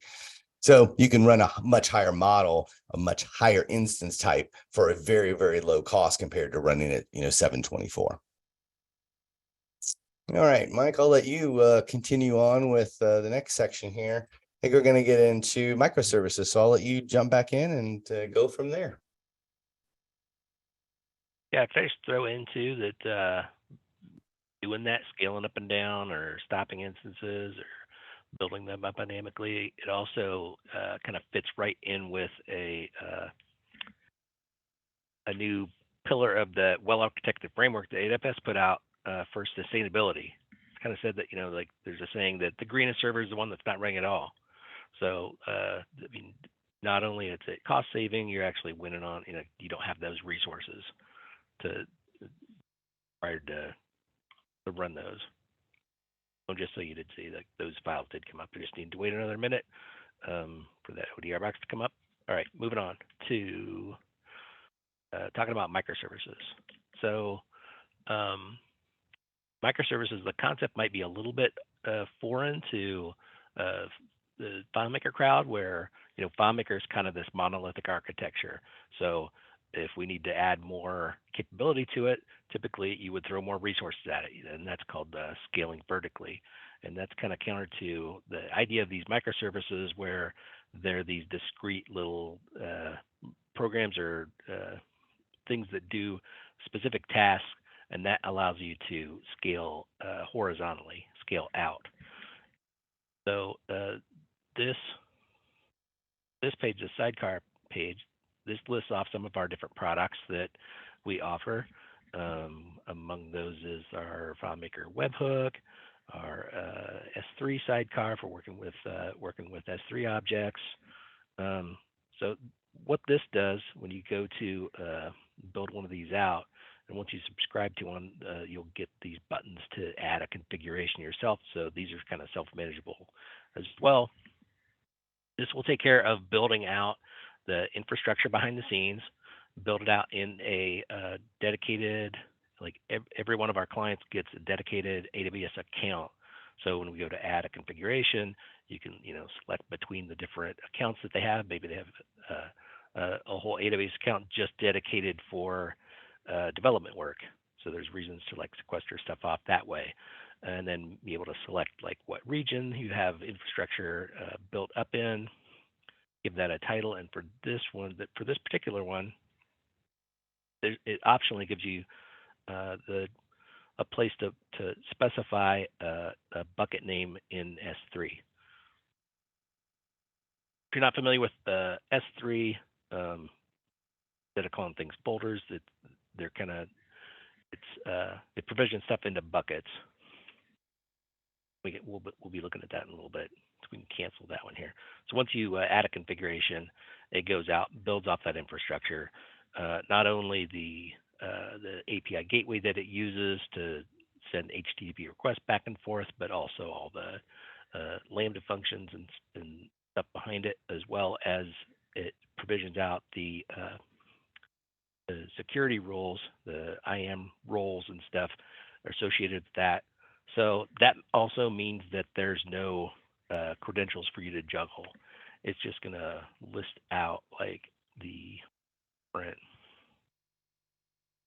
All you need is an endpoint and an API key. And well, some of these are built specifically for FileMaker. Like our S3 one isn't necessarily just for FileMaker. You could use that with any other thing, you know, web services. They're just talking to an API with, you know, that endpoint and including that that API key. So there's no IAM credentials to juggle or anything. So hopefully that makes it real easy. That being said, we have built out kind of a sample file that works in with that. So trying to be too critical of me here. I've actually spent more time trying to strip this sample file down to make it as simple as possible. It's not meant to be like a really highly polished that, you know, shows off everything the FileMaker can do with our S3. It's more meant to be a sample file that you can pull out and say, I want to use this part, I want to use this part. Mike, can you expand that on your So screen in this a little case, bit? we've got like a configuration that where we reference that API key and endpoint. And this is just a sample one that we've set up. So easy just to plug that in, and then we can go out and actually do some stuff. I should say too that this bucket, when I go to add, if I went to add a configuration, like by default it's blank. You wouldn't usually have a reason to put one in, because if you leave it blank, we'll go and provision one for you. And when that happens, we provision it with some certain defaults in place. One being, we block all public access. So that means like these things that are sitting out there in the cloud, they're not generally accessible. They're all kind of behind you know, need credentials to access that.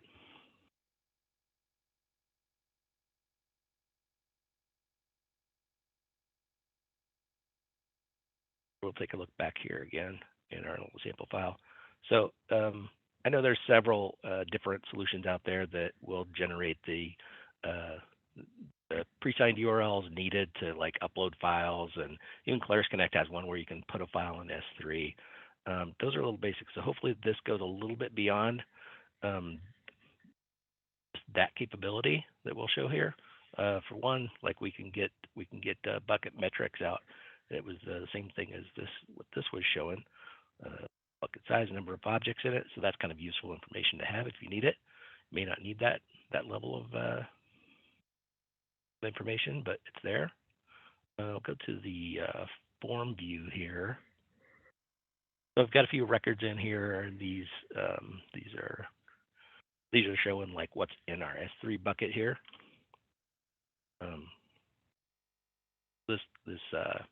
This file name, if you wanted to have control over renaming that file, this is just the key path. So this could also include like some kind of directory structure. If you know, name your objects with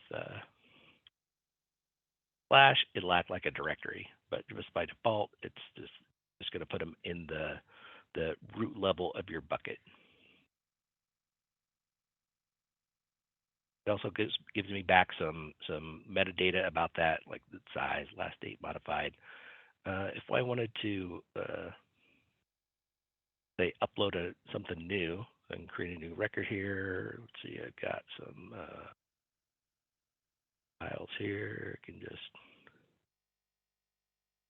drag something into this container field and upload directly from this container field, and it's going to create an object in S3 with this key. And then once it's up, the metadata, say I can load a web viewer with it, or if I wanted to pull it back down to a container field, and this container in this sample is just a global web viewer, right? I can see that object for different types of files that are suitable for viewing in a web viewer. That works good. I can get a pre-signed URL, and I stash that in this little debug thing here. So you'll notice like this URL, it's quite long. It's got the AWS signature kind of built in there for you. You can set this to expire for a certain amount of time. So this allows you to, maybe you want to email that, share that object with somebody, and it's not just going to be out there forever. It's that link will expire, right? If you just try and go directly to that without the signature, right, you're going to get access denied. And then finally, we can delete objects too. Key. So it returns a 404 if that object is not found. Back here to our, go back here, let me read this. That was that.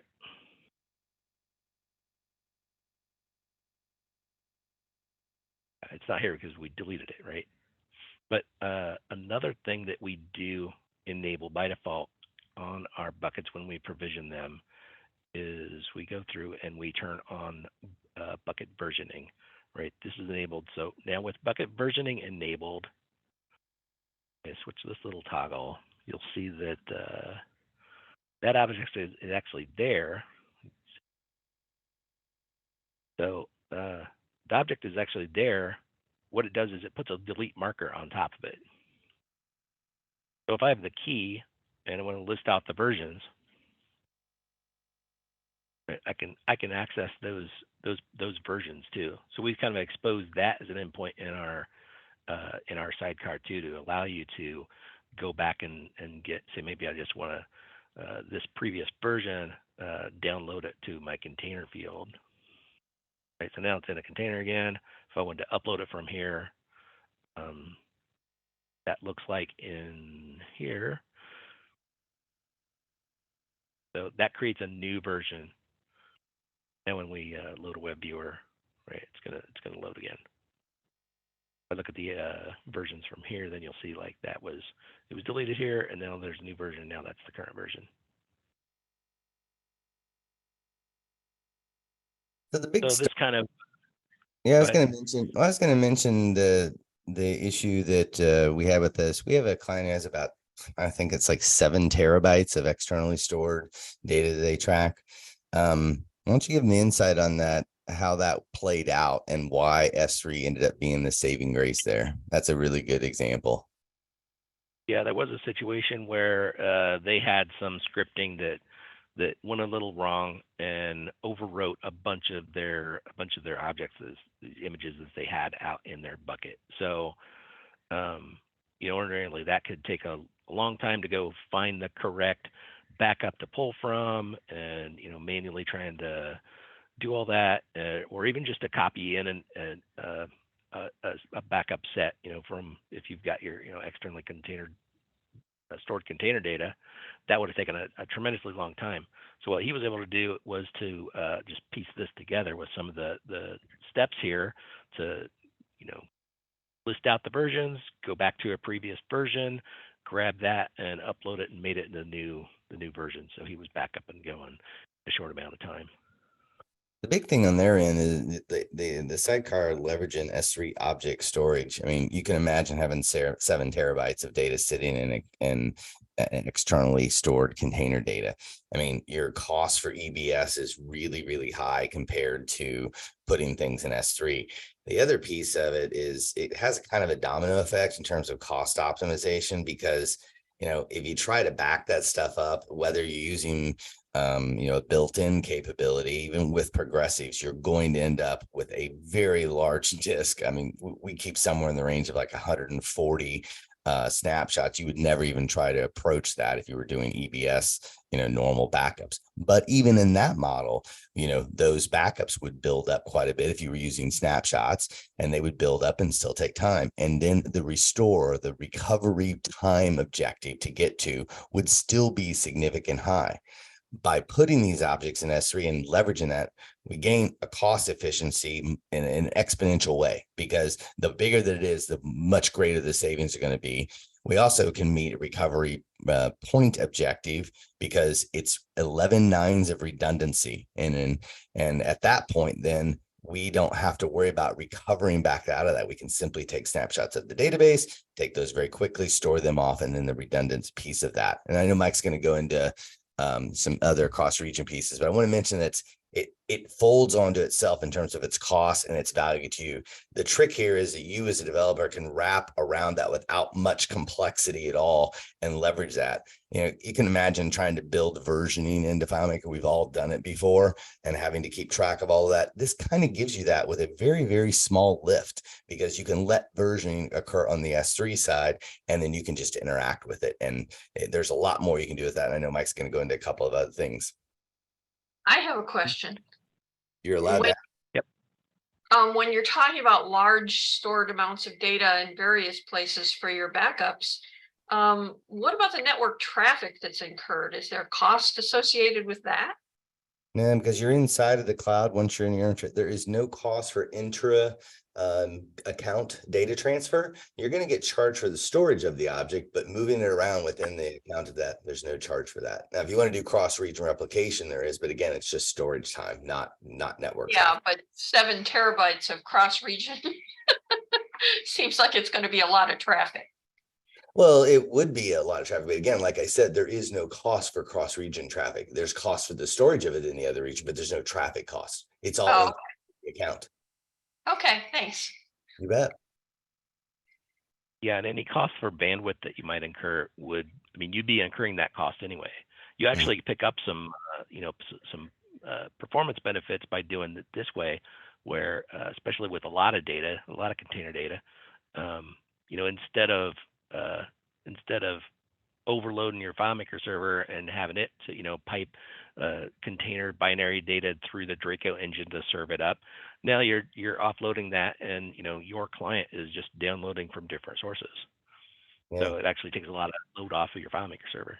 Load that big PDF and see how quick that thing pulls if you just pull it through a browser. There's a big that's a pretty good one. So just go get the pre-signed URL or load it there. But I mean, it's full graphics, get that, and then just load it in a browser. You'll see how quick this is, as opposed to trying to load it through any of the APIs to FileMaker, because it's got to pull it through the entire model. It's got to go through the Draco engine. It's got to be processed. Any dependencies that it's got to walk in the dependency tree is going to have to be dealt with. So your ability to get to it both from a FileMaker application, because you're pointing to that, or any other application. We have situations where we use the S3 SideCar for a FileMaker front end for delivery of that management of a versioning solutions on a number of contracts.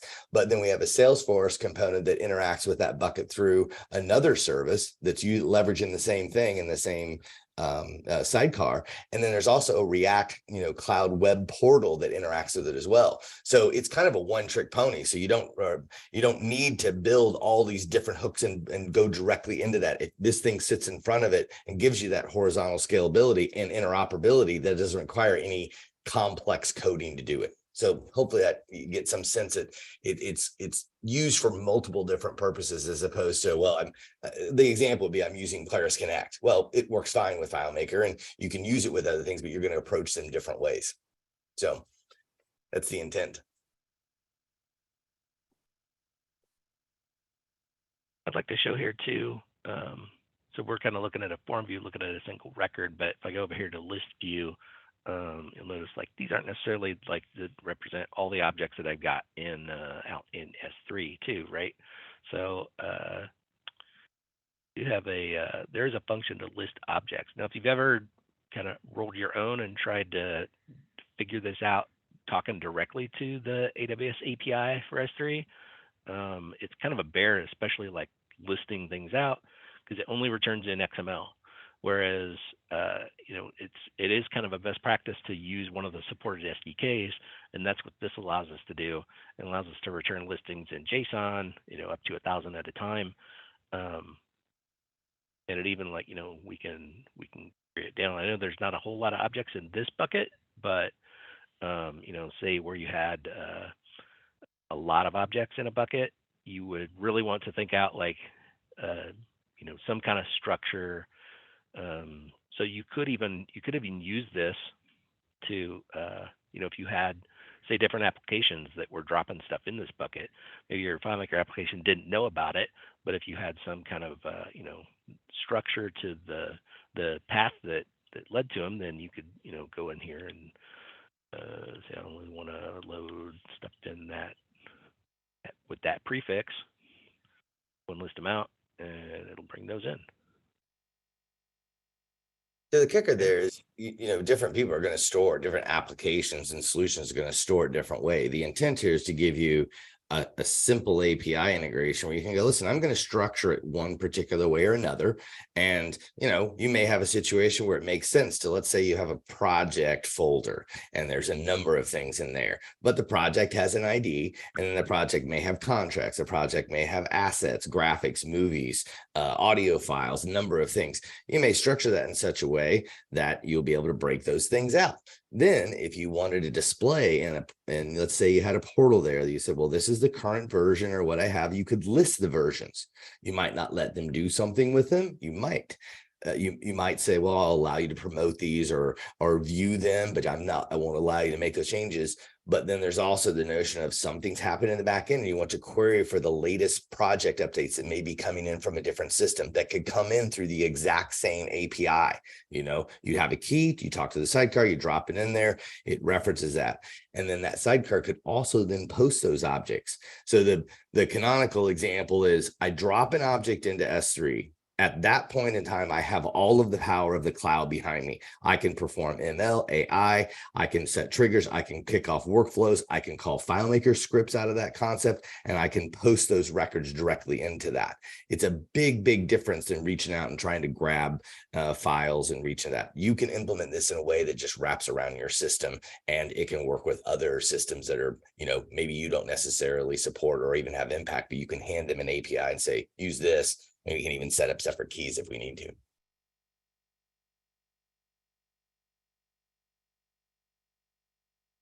What else you got, Mike? One other thing I did want to get to is noted here on our home screen here. There is it's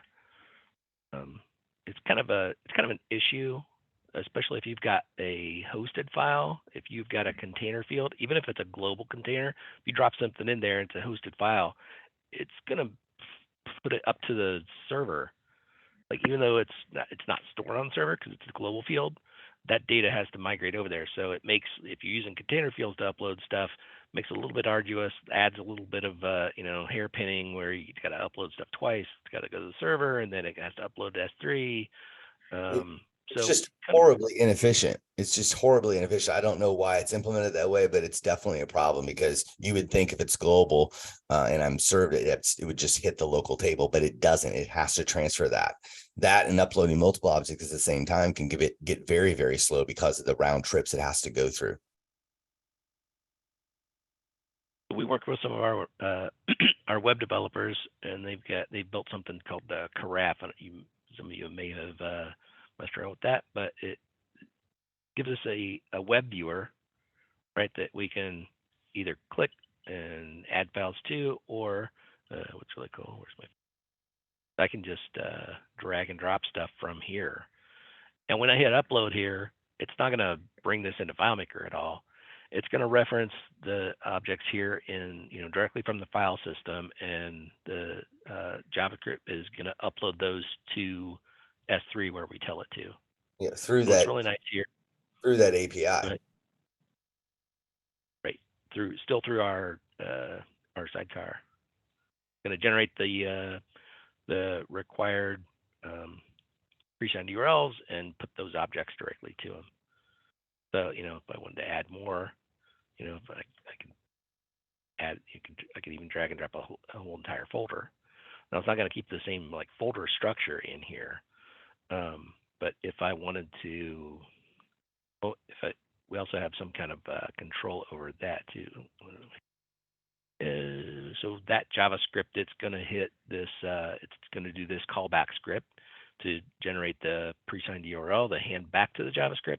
If I wanted to override optionally override the key name, so if I wanted to inject some kind of enforce some kind of directory structure to those objects as they get uploaded, even out of this web viewer, I could do it right from there.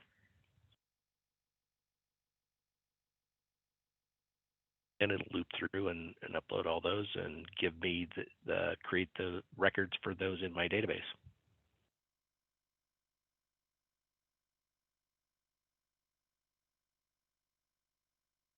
And I think that was it. I think that was mostly what I wanted to show. Anything else I'm missing? Oh, there is one thing, part of what makes this work. You do run into a cross-origin or CORS issue.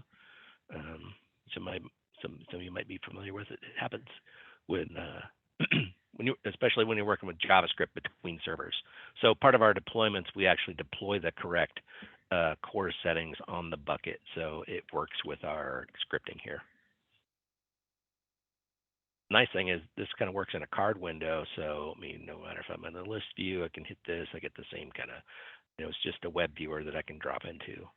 Nice, clean, easy, simple look to it.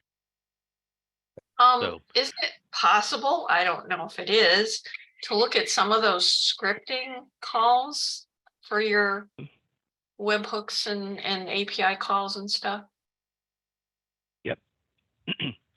So I've kind of tried to organize it where everything in this folder here you could copy paste into your solution, and then the stuff that is kind of tied to layout buttons and stuff I've referenced down here, so you can just look at those and say set it to I'll just pick one. I like to loading stuff to web viewer. You see, like, it's pretty easy. It's going to call these like private functions, you would call them, right? And even these they're not too bad. They're really not too long at all. More about just setting some parameters or setting some variables and making that call to my SideCar endpoint. Gotcha. I mean, the intent is to take away a lot of the complexity, especially when you start dealing with, directly going. I mean, you see these implemented a lot of different ways, and the trouble I always see when I see it, people implement it like as a service that runs at the server, or a non-scalable or non fault tolerant service. I mean, if you implement the thing as like a Java service running at the server level, then if your server fails, then it's going to fail. The other intent here is to make it so that it's kind of plug and play. If you build your solution, whether it be FileMaker or something else, and you're not leveraging the SDKs that AWS or whatever cloud provider you're using or whatever SaaS model you're using, you're not going to want to go directly at that stuff, because the SDKs provide an abstraction layer for us so that they add functionality and capabilities. It makes it so it's backwards compatible. And 99% of everything that we've seen out there, it tries to, I don't know a better way to describe it, as the brute force its way and talk directly to those things.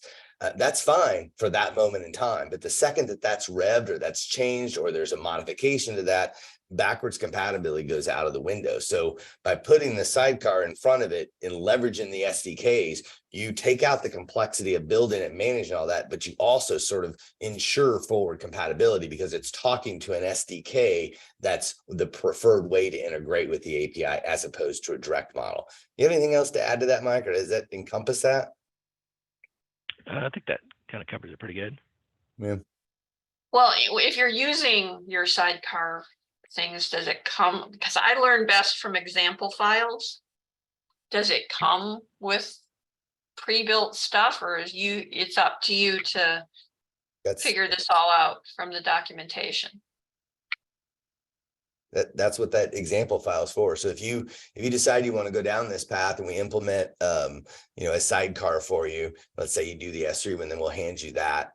The other ones are so simple, there's just small documentation. This was a little bit more to it, but the intent here is to give you a framework that you can put and say, all that heavy lifting stuff, just copy and paste. Then from there, there's examples. Do I want to show a list? Do I want to allow an upload? Do I want to even allow pre-signed URLs? And if I do, maybe I want to set an expiration on that. All those examples are in there. And to be very honest, they're really, really simple, because if you just know how to, set a few variables, all the other heavy lifting in the package that you get back is just JSON, at which point you can parse it. And we do a lot of parsing of it anyway, but it allows you to just wrap it around whatever you need to do in your solution. This is sprinkled all over the place in our development team now. Okay. I can speak to, like, once we've got it up there in S3, we've got a bunch of different options what we can do with it. I mean, this whole concept of or the whole topic of S3 actually gets pretty deep, but just for example, there's different storage class, and these equate to different pricing tiers. So by default, we just deploy those, just upload those, store them as standard. Because I mean, for all the different deployments, we kind of scanned across and look at kind of monitor what it's costing people, and it's really not. I mean, it's fraction of what it would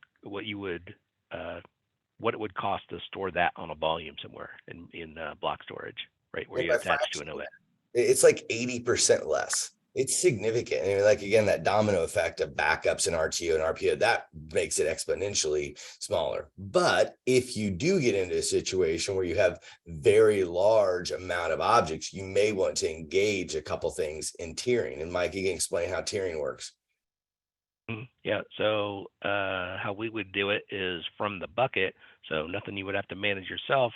We can go and turn some things on. We can create a lifecycle policy that would go in and, maybe after a certain amount of time, it moves them, transitions those objects to a lower price tier, or, automatically going in and cleaning out, deleted object if you wanted that. So they'd still be there for a certain amount of time, and all that's kind of within our control. We, have complete control over setting that up and making sure those are in place. Yeah, I mean, you may have you may have multiple reasons to do this. One may be you need a longer life cycle where, I don't want to due to certification or security or compliance issues. You may say, listen, I'm not allowed to completely delete an object, and I don't want it to go away for say a 5-year period. You may have other situations where you need to say after 90 days, you want to mark that record for deletion because you want to keep it clean, because your particular use case requires you to, not maintain a particular amount of those. The rules are kind of dynamic, and they're kind of up to they're really more about the use case than they are of leveraging the technology of S3. It's really designed to either keep it clean, tier it, or, tier it down so you can reduce costs. You can imagine a scenario where 7 or 8 terabytes of data that you're not going to be accessing those objects all the time. So you very, very well may incorporate a 3-tier system where you graduate it down. If it hasn't been accessed in 90 days, move it down a tier. If it hasn't been accessed in 6 months, move it down a 3rd tier. And there are implications to moving them in tiers, both from a cost, but also from accessibility. But until you get to the point where you're getting way down the tiering where it takes a lot longer to bring those back, they're pretty much available to, they just take a little longer to retrieve. So something that you might not need, but is very large, and you say, well, listen, I'm okay to wait a few more than a few seconds to get that thing back. You can really save a lot of money, and you can still have access and keep it in your solution without encumbering all the weight of keeping those things in there. You can also trim off versions, where you can say, hey, just keep the last 3 or last 10 or whatever it may be. And those are rules around your application that can easily be set. As a developer thinking about bringing clients to you, are there particular trigger points of number of transactions, amount of data stored, or something that makes more sense to use your services than to just remain with the normal processes? Yeah, that's a really good point. At the end of the day, there's sort of 3 variables that I think about when we talk to clients about what they want to do with this.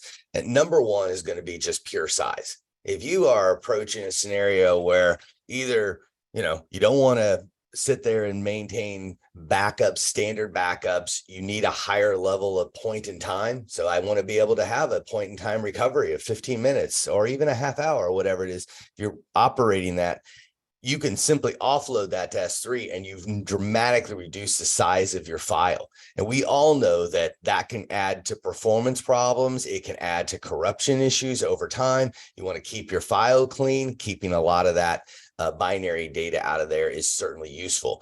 So the size of the amount is going to be a determination. And the more, the greater, value you get. The second one then is going to be this notion of just, RTO, I've got to be able to restore to some point.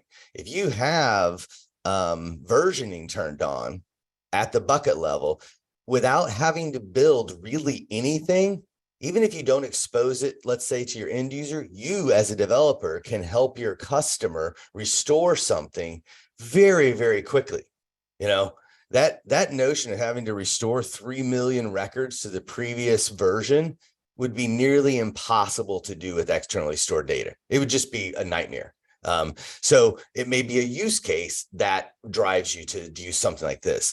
The third one, though, comes down to, if I'm leveraging externally stored data and I've got say a process that really wants to build in the capabilities of rolling stuff off, expire it after a time, don't expire it after time, a business rule, if you will. This gives you the ability without really having to do much in your application around the security model. You don't have to do much around any of those other than some simple calls to say, don't allow deletions to this object. You may allow them to mark it for deletion.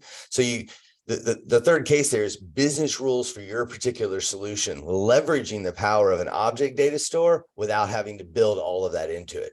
I mean, I know that most people in this call, just by the names, have probably built some versioning component, whether it be about a record or binaries attached to it or some, records of, say, a Word document. This makes it super easy to do that, incorporate that business rule into your solution with almost zero overhead. Does that help a little bit? Yes, it does. Do other people have questions? I don't want to take things over here. I have a quick question. I actually have a client that has 20 terabytes of on-prem data. No. And I talked to Wim actually to court about migrating them, and they're slow to do anything. But what would be the scenario for migrating that for, Excellent question. I mean, I was hoping somebody would ask it. We actually had to do something similar. I think we were at like 12 terabytes or something. What I would recommend in that case is there's sort of 3 steps to this. I won't talk about the first 2 in any detail, but I want to mention them. We need to come up with a strategy for you so that when you do reference them in S3, that you've got a structure like we talked about. So we would come up with that before we do it. Second one is, what is your implementation going to look like in terms of, how are you going to access that? We'd probably set up a temporary bucket for you to test with and do that. But the hard part of this is the core of the question. That is, how do we transfer that amount of data? We've got a number of mechanisms. One of them that we've used that we really like is called Snowball. And what we would do is we would work through our APN and we would ship you a Snowball either directly to you or to your client's office. They would basically attach that to their machine, or if it's at a cloud provider, it can do that. And then it's encrypted, sits on a little device. You can look up AWS Snowball. There's different sizes of Snowballs. The smaller one, it handles stuff under, I don't know what the limit is, probably 100 terabytes or something. But it copies to that, and then it gets shipped back to AWS, connected directly over Fiber Channel. And then we can transfer that into the S3 bucket that we want it to do. Configure the sidecar, turn on your application, assuming your pointers are on the right place, and it's instantaneously done. Trying to transfer that much data over the internet would be silly. Does that help, Steve?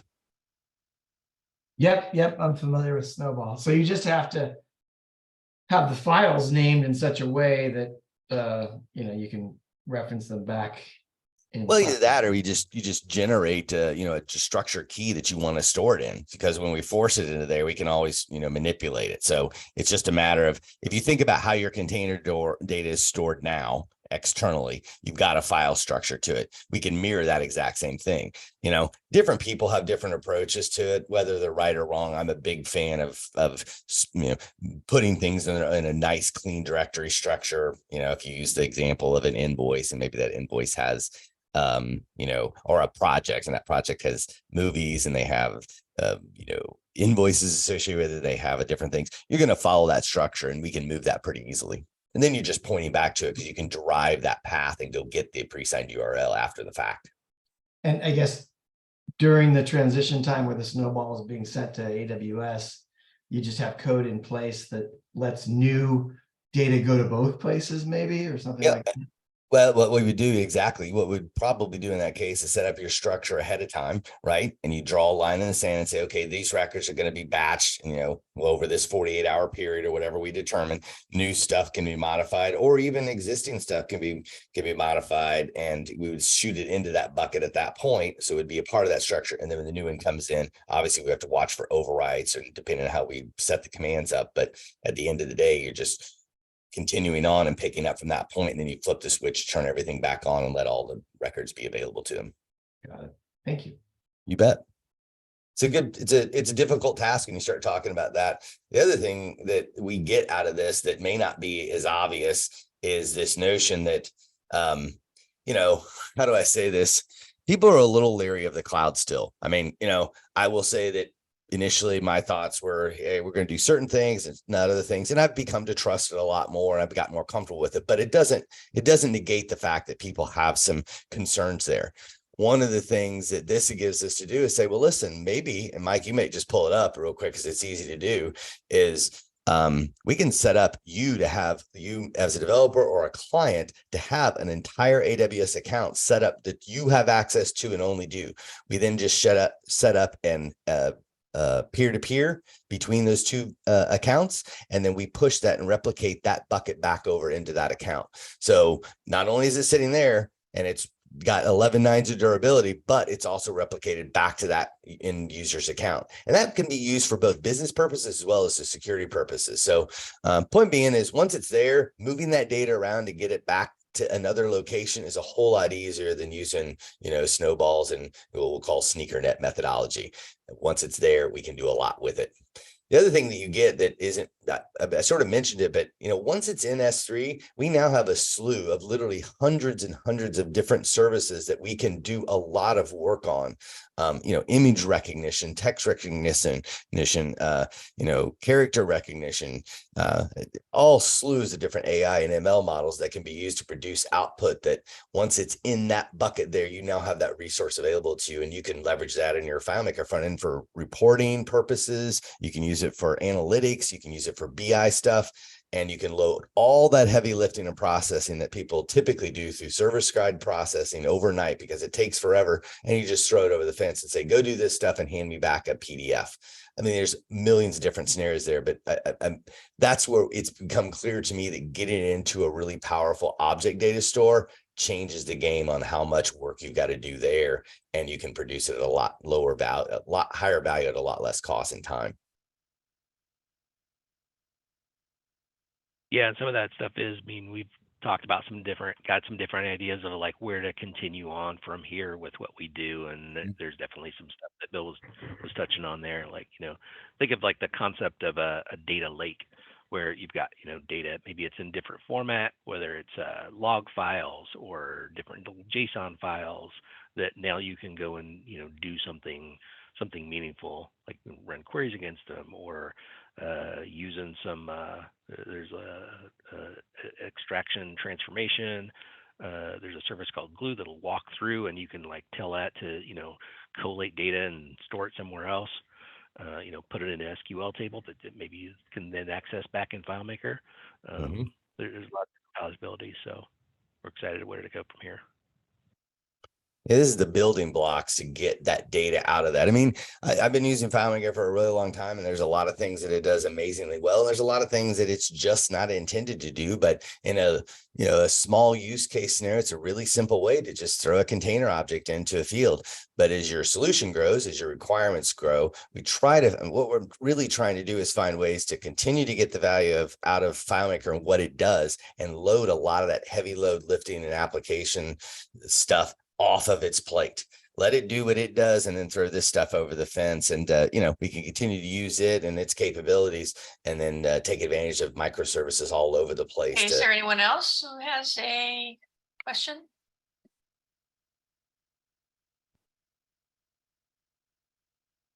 Okay, Bill, if you wouldn't mind unsharing your screen. Thank you. Unless there's more questions, I'm going to call it a meeting. Thank you to all of our speakers, Elizabeth Swenson, Bill Heizer, Mike Duncan, and Chris Moyer for putting together the monthly news. Thank you everyone who's attended, and the recording for this will be up on YouTube in a couple of days, and we'll see you next month in September. Thanks a lot, Lynn. Thank you. Thank you, everyone. Bye, guys. Thank you.